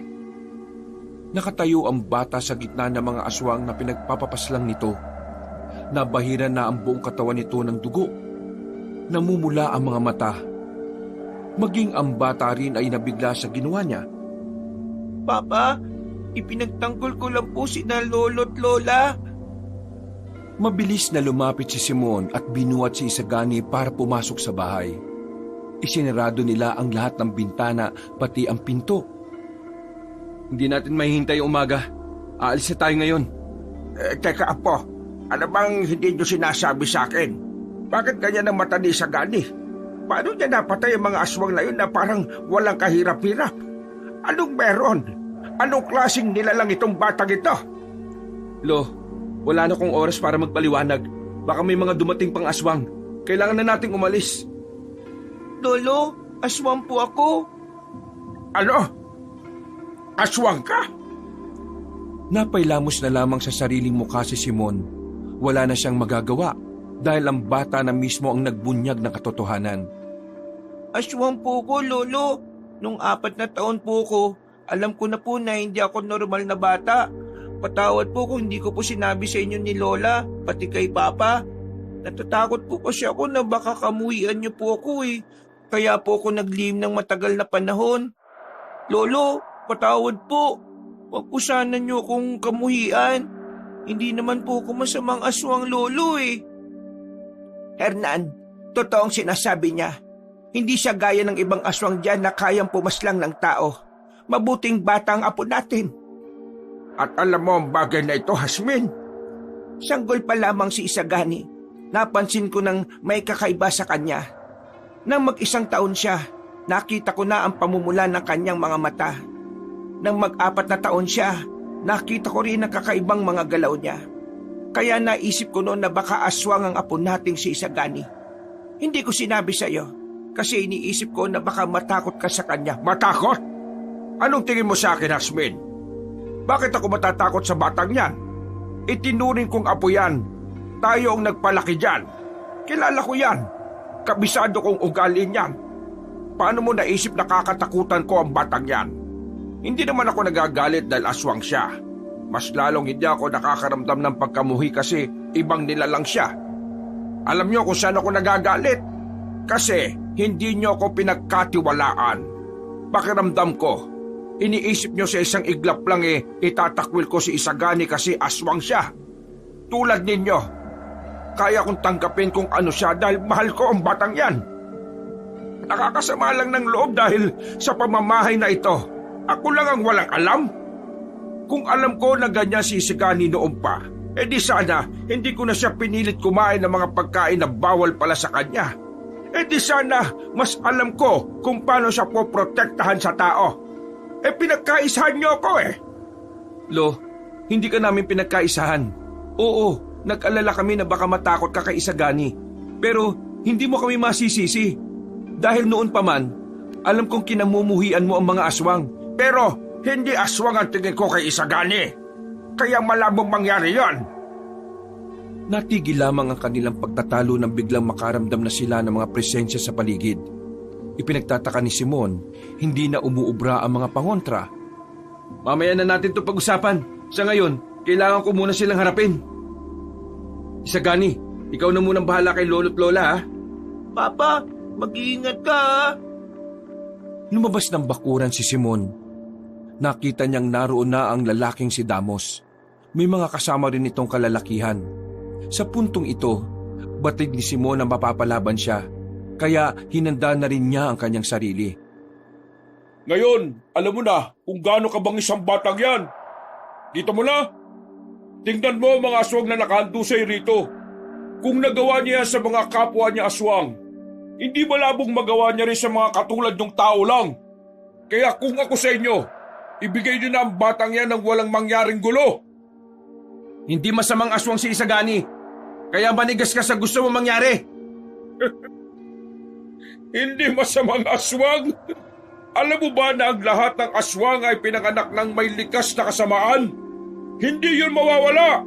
Kahit na anong gawin yung pagpapalaki ng maayos dyan, darating at darating ang panahon na lalabas din ang tunay ng kulay. Kung gusto mong makuha si Isagani, kailangan niyo muna akong patayin. Di sige. Madali naman akong kausap Tumenya si Damos sa mga kasamahan nito. Pumalibot ang mga aswang kay Simon. Ilang sandali lang, bigla na lang nawala ang pandinig ni Simon at parang umikot na ang kanyang paningin. Alam niya sa mga sandaling ito na ginagamitan na siya ng itim na salamangka. Paraan ito ng mga aswang na sa tuwing malakas na albularyo ang kalaban nila. Buti na lang, handa si Simon sa bagay na yon. Naging aktibo ang kanyang anting-anting at saka bumulong siya. Diwa ng kamalayan! Sa isang iglap, nawala ang panghihipnotismo na ginagawa ng mga aswang sa kanya. Agad namang umatake si Simon palapit kay Damos. Sa sobrang bilis, hindi na naramdaman ni Damos ang presensya niya. La Fuego de Dios! Isang malakas na suntok ang pinakawalan ni Simon. Tila nagbabaga ang kamay niya nang tumama ito sa tagiliran ni Damos. Nalapnos ang kalahating katawan ng aswang na iyon at tumilapon. Hindi nagsayang ng pagkakataon si Simon. Sinimulan niyang atakihin ang mga nakapalibot sa kanya. Isa-isa niya itong pinabagsak. Durog ang mukha, bali ang mga buto. Magaling, magaling, magaling. Hindi mo talaga ako binibigo. Palagi mong naaabot kung ano man ang inaasahan ko sa'yo. Total, pinapakitaan mo ko ng lakas. Papakitaan din kita ng lakas. Nakaramdam ng pagkabahala si Simon. Kung doon sila maglalaban, maaring madamay ang mga kabahayan na malapit sa kanila. Kaya naman, mabilis niyang inatake ulit si Damos. Kada suntok niya ay nalalapnos ang katawan nito sa paulit-ulit nitong pagtalsik. Nakarating na sila sa kagubatan. Ganyan! Ganyan nga! Ganyan nga ang gusto ko! Biglang nagbago na ng anyo ang lalaking si Damos. Hindi na matukoy ni Simon kung anong klase ng aswang ang kalaban niya. Basta ang nakikita niya lang, naging kulay pula ang buo nitong katawan at may bahid ng pagiging tiktik dahil sa haba ng dila nito. Simulan na natin ang tunay na laban! Umatake ulit si Damos, pero dahil sa bilis ni Simon, hindi naman ito makatama. Sa halip, si Simon pa ang nakapagpatama ng suntok nito. Ilang beses nalapnos ang katawan ng aswang, pero kahit na ganoon, paulit-ulit lang itong bumabangon na parang walang nangyayari. Di pa tumatalab yung mga suntok ko kahit nakados na ako. Tingin ko, kailangan ko nang gamitin ng tres. Oh, anong tinatayo-tayo mo dyan? Maglaban ba tayo? Akala ni Simon ay mapupunta sa kaliwa si Damos, pero nagkamali siya. Sa kanan ito lumitaw. Dahilan para tamaan na siya ng kalmot ni Damos na siyang nagpahina ng kanan niyang braso. Lumaylay na yon, hindi niya maigalaw. Lahat ng matamaan ng mga kukukong ito ay magiging paralisado. Ilang sandali lang, kakalat na sa katawan mo ang epekto ng kalmot ko. Di kung ganon, hindi ko nahihintayin mangyari yon. Paano mo magagawa yun? Hindi mo na nga magamit ang kanang kamao mo. May hindi ka pa nalalaman! Pumorma si Simon. Umatake naman ulit si Damos, pero nakailag si Simon ng mabilis. Nang makakita ito ng tamang pagkakataon, hindi na ito nagsayang ng oras. La Fuego de Tres! Sinintok ni Simon si Damos gamit ang kaliwang kamao niya. Pagtama nito sa tagiliran ng lalaki, narinig pa nila ang paglagutok ng mga ribs nito. Sumuka agad ng dugo si Damos. Tumilapon na naman ito at bumangga sa puno. Hindi na ito makatayo nang lapitan ulit ni Simon. Ang La Fuego de Tres ko ay sa kaliwang kamao gumagana. Nagkamali ka ng pag-aakala na nasa kanan lahat ng puwersa ko. Sadyang hindi mo talaga alam kung anong kayang gawin ng anting-anting ko, no? Ano, Damos? Hanggang dito na lang pala buhay mo eh. Pasensya na pero kailangan kitang tapusin. Muling hinawakan ni Simon ang kanyang anting-anting. Bumwelo nito para gawin ang pinakamalakas nitong suntok. Lika! Ikaw ang tapos ngayon! La Fuego de Tres! Nang papatamaan na sana ni Simon sa dibdib si Damos, biglang may sumalag ng kamay niya. Nang iangat niya ang kanyang tingin, nakita niyang isang matandang lalaki. Nakasuot ito ng mahabang kulay itim. Mahaba ang puting-puting buhok. Kakaiba ang naramdaman ni Simon sa presensya. Nagdulot yun ng kaba sa kanya. Supremo, patawad. Di ako nanalo. Agad na dumistansya si Simon. Hindi siya pwedeng magkamali.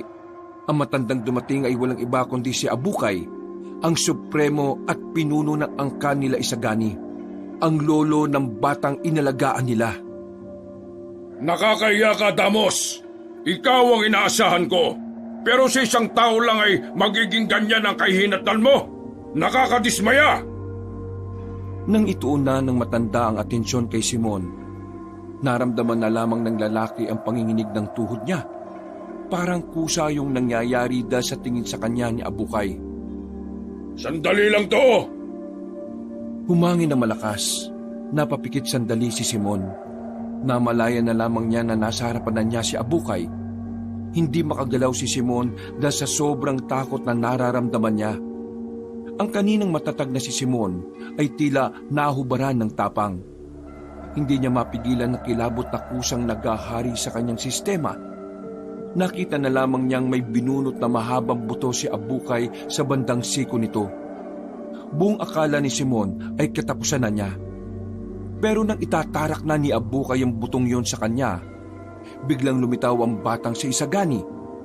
Madali nitong nahawakan ng kamay na matanda. Nang makakuha ng pagkakataon, hinila ng bata palayo si Simon.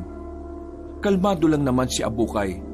Wala itong balak na saktan ng bata kaya mahinahon niya itong kinausap si Isagani. Sa wakas, Apo, nagtagpo na rin ang landas nating dalawa. Kinagagala kitang makita. Subukan niyo lang nasaktan ng Papa Simon ko. Ako ang makakalaban ninyo. Papa, hindi mo ama ang taong yan. Dahil ang tunay mong ama ay matagal ng patay dahil sa kagagawa ng mga albularyong gaya niya. Sila rin ang pumaslang sa iyong ina matapos kanilang ilayo sa amin. Kaya po, sumama ka na sa akin. Kami ang tunay mong pamilya, hindi sila. Sa amin, mararanasan mo ang walang hanggang buhay. Ikaw ang prinsipe ng angkan natin. At kapag nawala na ako sa mundong ito, ikaw na ang susunod na hari. Kailangan ka namin, Apo. Sumama ka na sa amin, Alerio. Hindi ako sasama sa inyo. Ang tunay na pamilya, nagmamahalan, hindi gumagawa ng masama. Kayong dahilan kung bakit may mga inosenteng tao ang namamatay eh.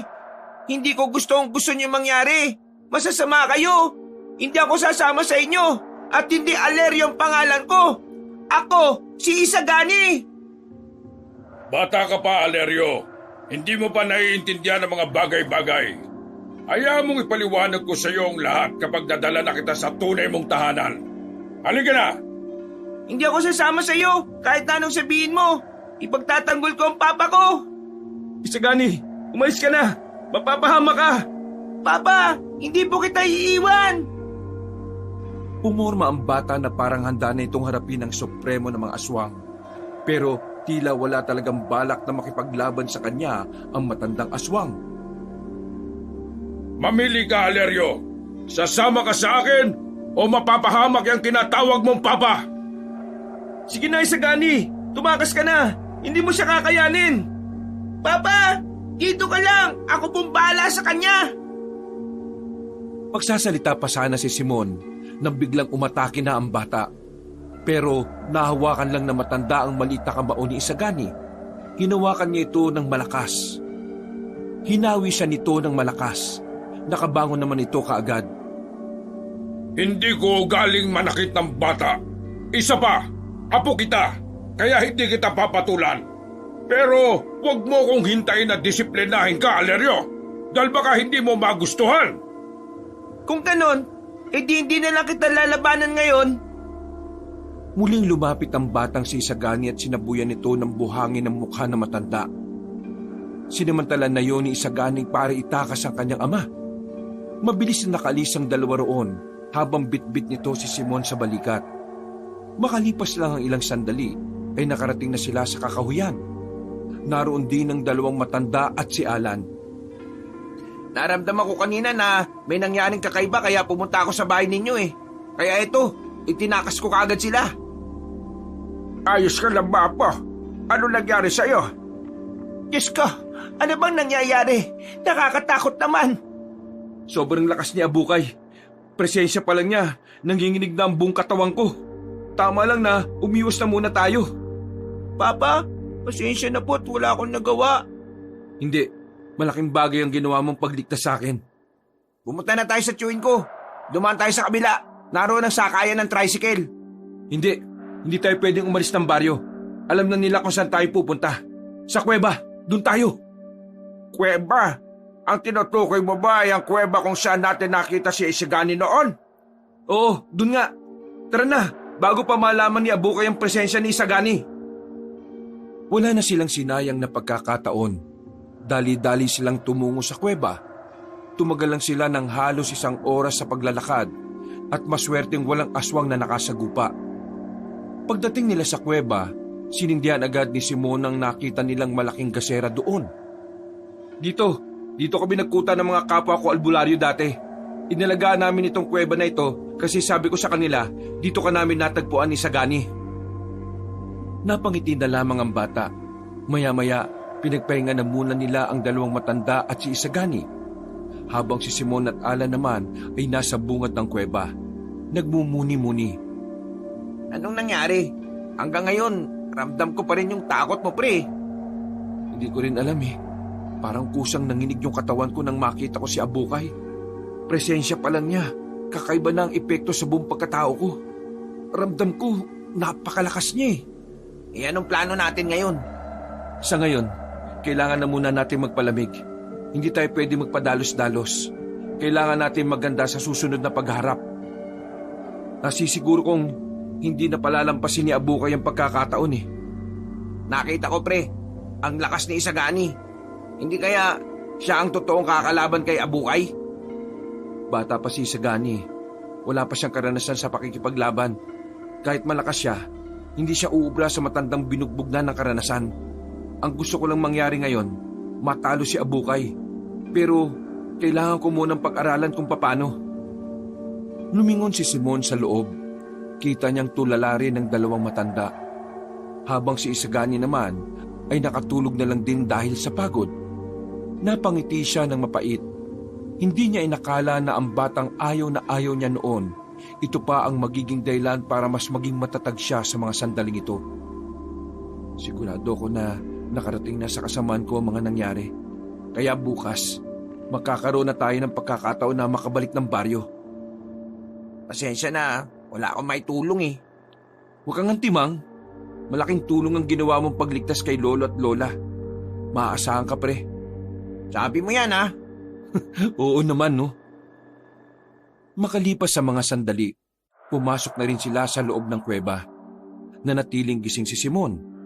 Hindi siya pinapatulog ng takot na hanggang sa mga sandaling ito, nararamdaman niya pa rin sa tuwing naaalala niya ang mukha ni Abukay. Nagbuntong hininga na lamang siya. Hindi niya alam kung ano ang gagawin niya para talunin ang supremo ng mga aswang. Aminado siya na wala pa siya sa kalahati sa lakas ni Abukay, pero hindi niya naisip na sumuko. Lalo na ngayon na nakikita niya ang posibilidad na baka mawala sa kanila si Isagani. Kinaumagahan, umalis na rin sila sa kuweba.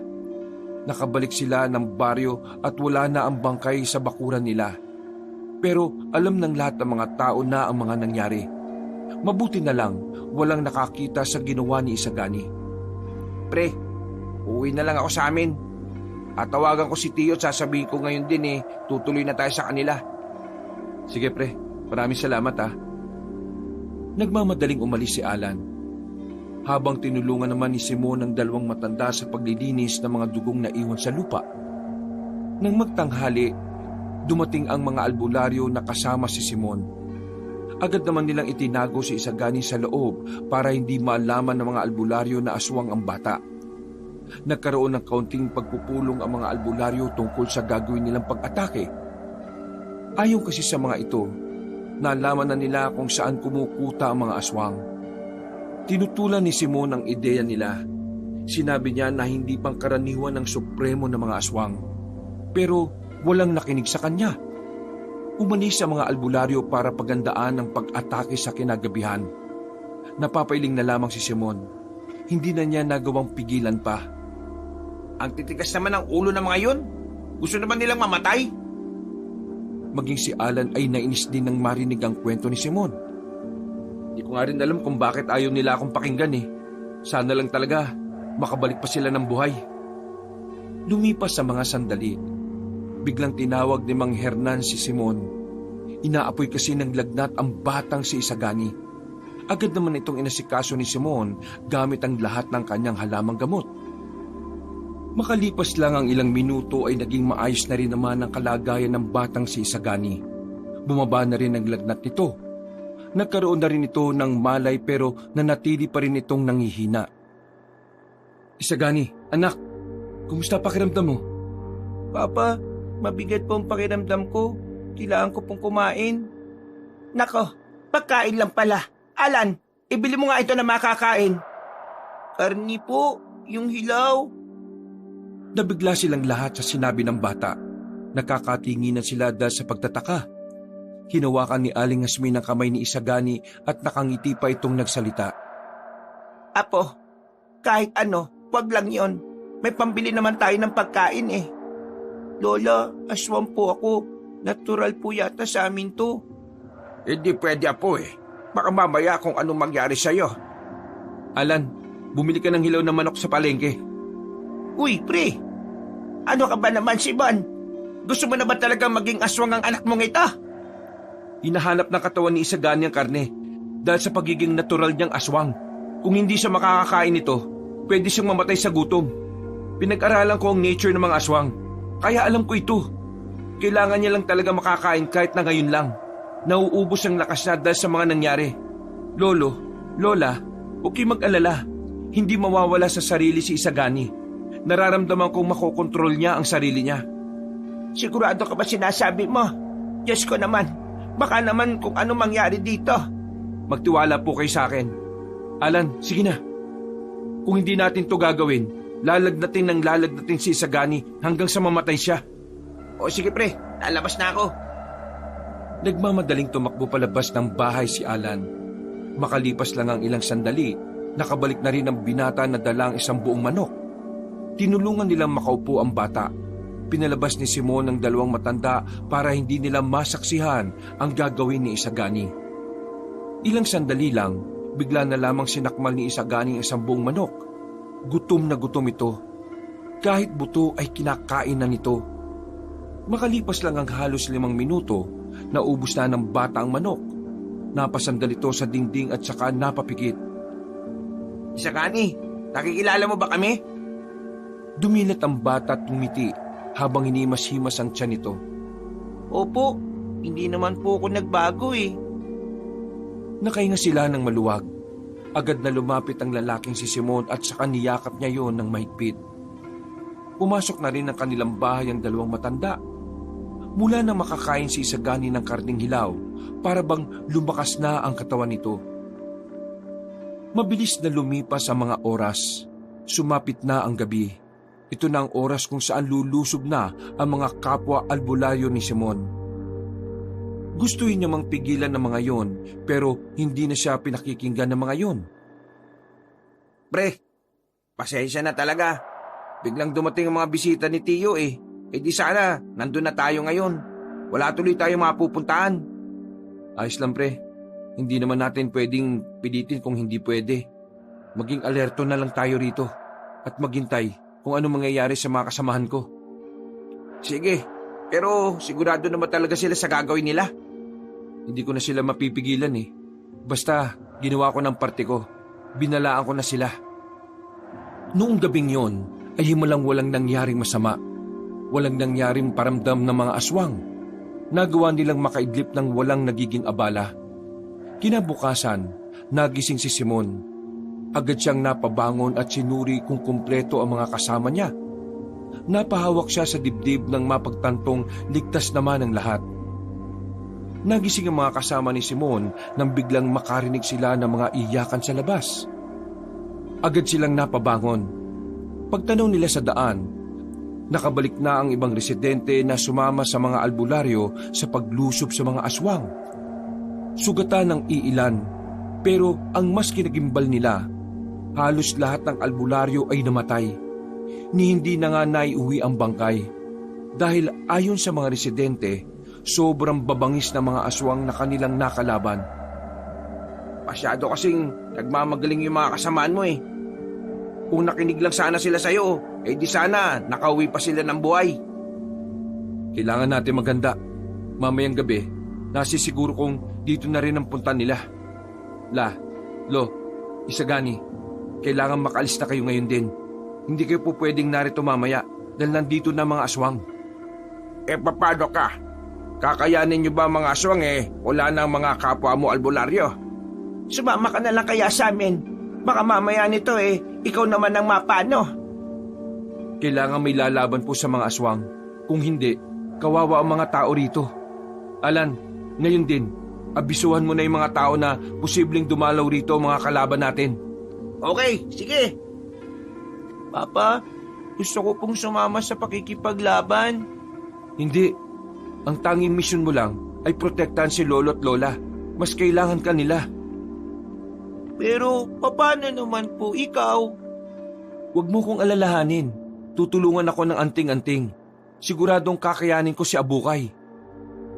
Napalingon sila sa labas ng bakuran nang may marinig silang boses ng isang babae. Pagtingin nila, nakita nila si Carmela.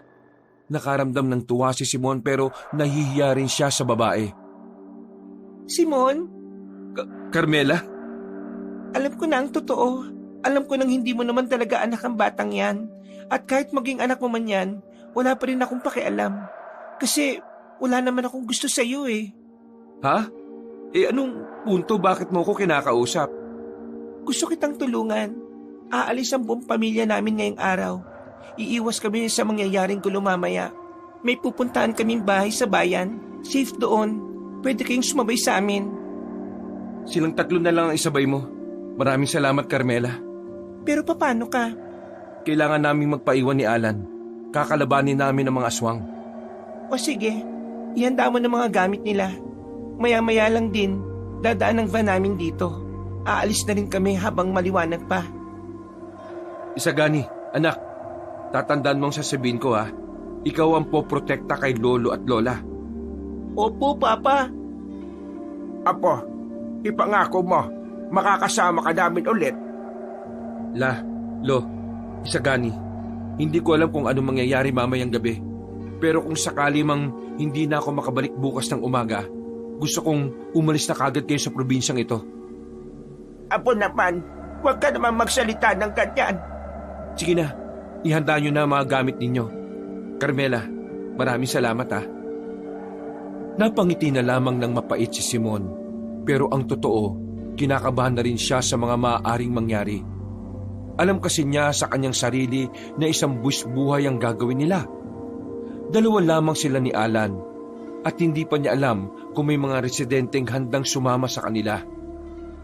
Hindi nagtagal, dumating na rin ang van nila Carmela. Sumakay na rin sila Isagani. Kumuway pa si Simon bago tuluyang umandar ang sasakyan. Isang malalim na hininga lamang ang nagawa ni Simon sa mga sandaling yon. Unti-unti na rin nag-aalisa ng mga residente. Baka maya-maya lang tayo na lang din dalawang natira dito. Ay, naku naman Buti naman at nakinig sila sa akin. Ang pamilya mo? Umalis na rin. Gusto ko ngang isama pero sabi ko, hindi kita iiwan Bakit hanggang ngayon gusto mo pa akong samahan? Hindi ka ba natatakot mamaya? Natatakot din ako mamatay. Pero mas nakakatakot mabuhay kung alam mong patay ka na. Ang lalim nun Hindi, seryoso ko pre. Hindi kita hahayaang mag-isa rito. Sasamahan kita kahit pareho pa tayong mamatay.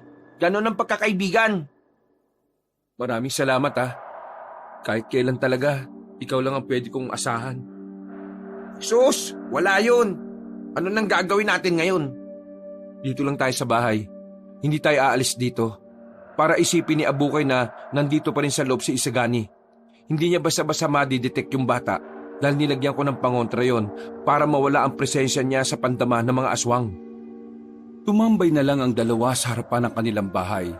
Wala silang ibang ginawa kundi ang makiramdam at maghintay. Hanggang sa tuluyan nang sumapit ang 6:00 ng gabi. Ang katahimikan sa buong baryo ang tila dumagdag sa kanilang kaba. Hindi sila sanay na wala silang naririnig na ingay.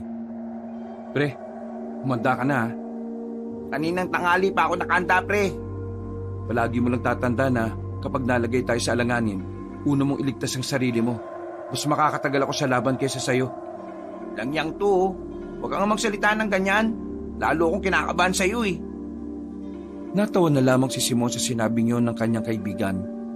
Makalipas lang ang halos kalahating oras, naramdaman na rin ni Simon ang presensya ng mga aswang. Hinawakan niya ang kanyang anting-anting. Pumikit siya sandali at bumulong. Kapangyarihan ng anting-anting, ibigay mo sa akin ang kapangyarihan ng walang hanggang katapangan at lakas. Nang sabihin niyo ni Simon, namangha na lamang si Alan nang makitang parang umusok ng kaunti ang katawan ng lalaki. Hindi ka na yata albularyo pre. Superhero ka na yata Sa gilid! Tinulak ni Simon ng kanyang kaibigan at tinarap niya ang aswang na nagtangkang atakihin si Alan. La Fuego di Uno! Basag ang mukha ng aswang nang sapakin niyo ni Simon. Pero hindi pa roon natapos ang lahat. Bigla namang dumating si Damos. Sa puntong ito ay parang nakarecover na rin ito mula sa pagkakabugbog ni Simon. Ikaw na naman, hindi ka ba nadadala? Ngayon, ako ang gaganti sa iyong lintik ka. Walang ano-ano, nagbago na ng anyo si Damos. Lumipad ito patungo sa kanila. Marahas ang ginawa nitong pag-atake kay Simon, habang si Alan naman ay sinimulan na rin ang pakikipaglaban sa iba pang mga aswang. Nakauna ka lang sa akin noon. Hindi na kita paunahin ngayon. Ang dami mong daldal! Aray! Nagulat si Simon nang mabilis siyang nasuntok ni Damos sa tagiliran. Ramdam na ramdam niya ang sakit. Muntikan siyang tumilapon. Buti na lang ay naibalanse niya ang sarili niya. Hindi pa man nakakaporma si Simon, lumapit agad si Damos para itarak ang mahahaba nitong kuko. Nakailag naman si Simon, pero hindi naman siya nakaligtas sa malakas na sipa ng aswang. Tatapusin na kita! Tatapusin na kita! Nagulat silang dalawa nang biglang dumating si Abukay. Agad na napadistansya si Simon. Muli na naman niyang naramdaman ang otomatikong kilabot sa kanyang sistema. Supremo, bakit po kayo nandito? Ayaw kong madismaya na naman. Kaya ako nang gagawa ng trabaho mo dahil alam kong papalpa ka na naman. Pero Supremo... Nanlaki ang mga mata ni Simon at Alan. Lahat sila ay napatigil pati ang mga aswang. Hindi sila makapaniwala na hinugot lang ni Abukay ang ulo ni Damos. Dahil dito, mas lalong naghari ang takot sa sistema ni Simon. Pero pumikit siya at bumulong. Diwa ng katapangan, diwa ng katapangan, gabayan mo ko. Sa puntong ito, unti-unting naging kalmado ang kalooban ni Simon. Mabilis na umepekto ang anting-anting. Napansin din naman ito ni Abukay. Masaya akong malaman na ang makakalabang ko ngayong gabi ay wala ng kaba na nararamdaman. Salamat sa anting-anting. Kayo, huwag kayong makikialam ha. Manood lang kayo kung paano ko papaslangin ang isang ito. Ito ang mapapala mo dahil ayaw mong ipaubaya si Alerio sa akin. Kung gusto mo makuha si Isagani, kailangan mo muna akong patayin. Parang ganito ba? Namilog ang mata ni Simon nang nasa gilid na niya si Abukay. Malakas na suntok agad ang ginawa nito. Sa isang suntok lang, bali agad ng kaliwang braso ni Simon. Simon! Pre! Diyan ka lang! Huwag kang lalapit dito! Diyan ka lang, Alan! Ramdam na ramdam ni Simon ang pagkabali ng kanyang braso. Namimilipit siya sa sakit pero tumayo pa rin siya. Hindi mo na magagamit ang pinakamalakas mong suntok. Wala ka nang magagawa ngayon. El Fuego de Dos! Mabilis siyang lumapit at nagpakawala ng suntok gamit ang kanyang kanan. Pero sa kasamaang palad, sinuntok lang din siya ni Abukay sa kanang braso. Tumilapon si Simon. Parehong wala ng silbi ang dalawa niyang kamay dahil hindi na niya yun maigalaw.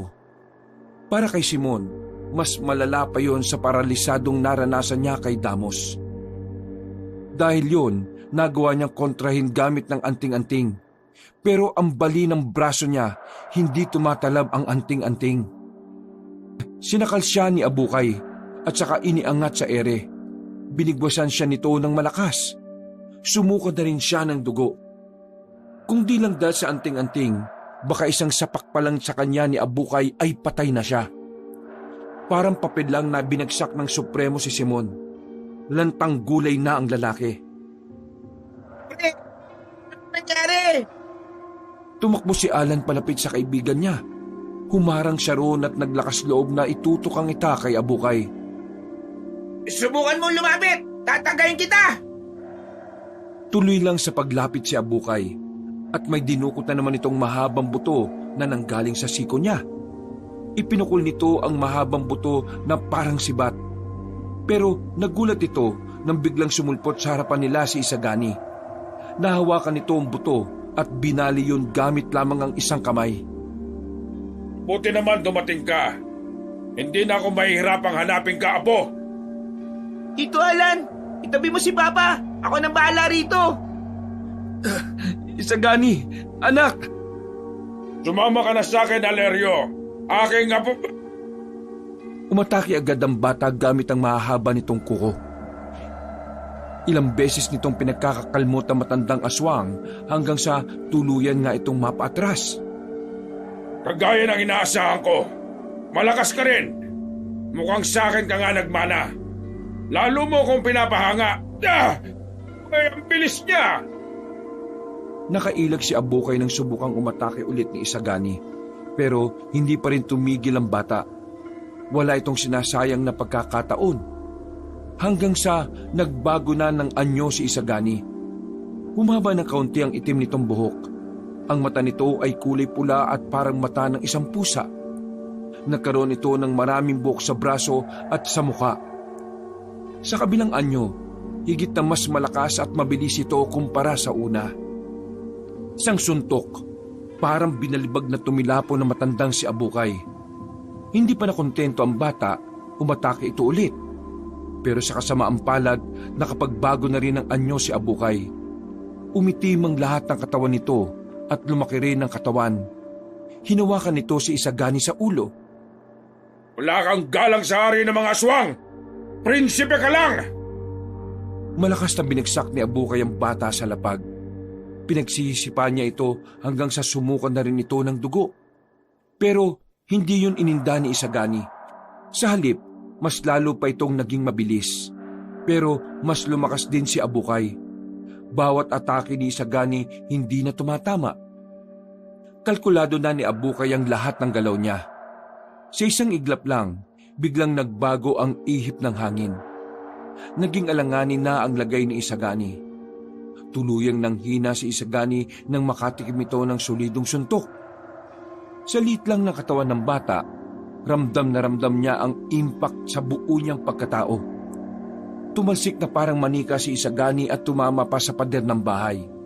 Pero kahit na hinang-hina na ang tuhod nito, pinipilit pa rin nitong makatayo.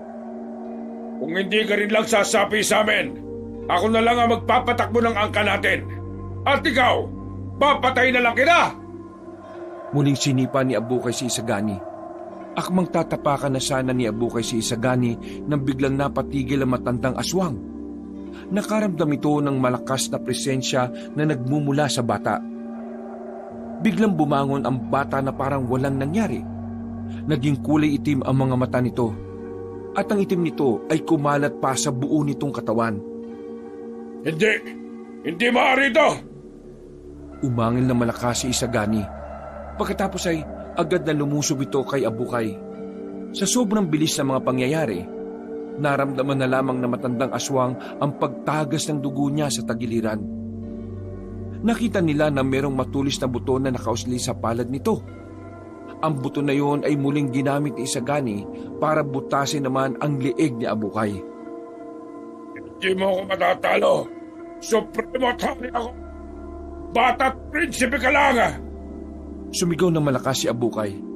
Magpapalitan niyo pa sana ito, pero nasa harapan na niyang bigla ang bata.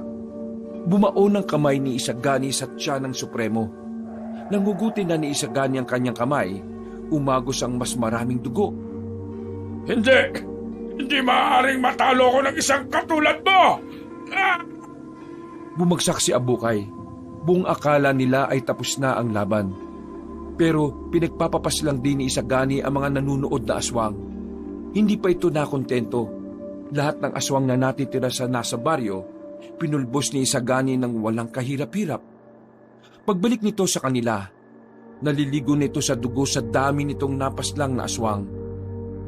Kalaunan, bigla itong nawalan ng malay. Hindi malaman ni Alan kung papaano niya aasikasuhin ang dalawa. Mabuti na lamang ay dumating si Carmela dala ang van. Isinakay nila si Simon at Isagani at saka ni Lisa ng baryo.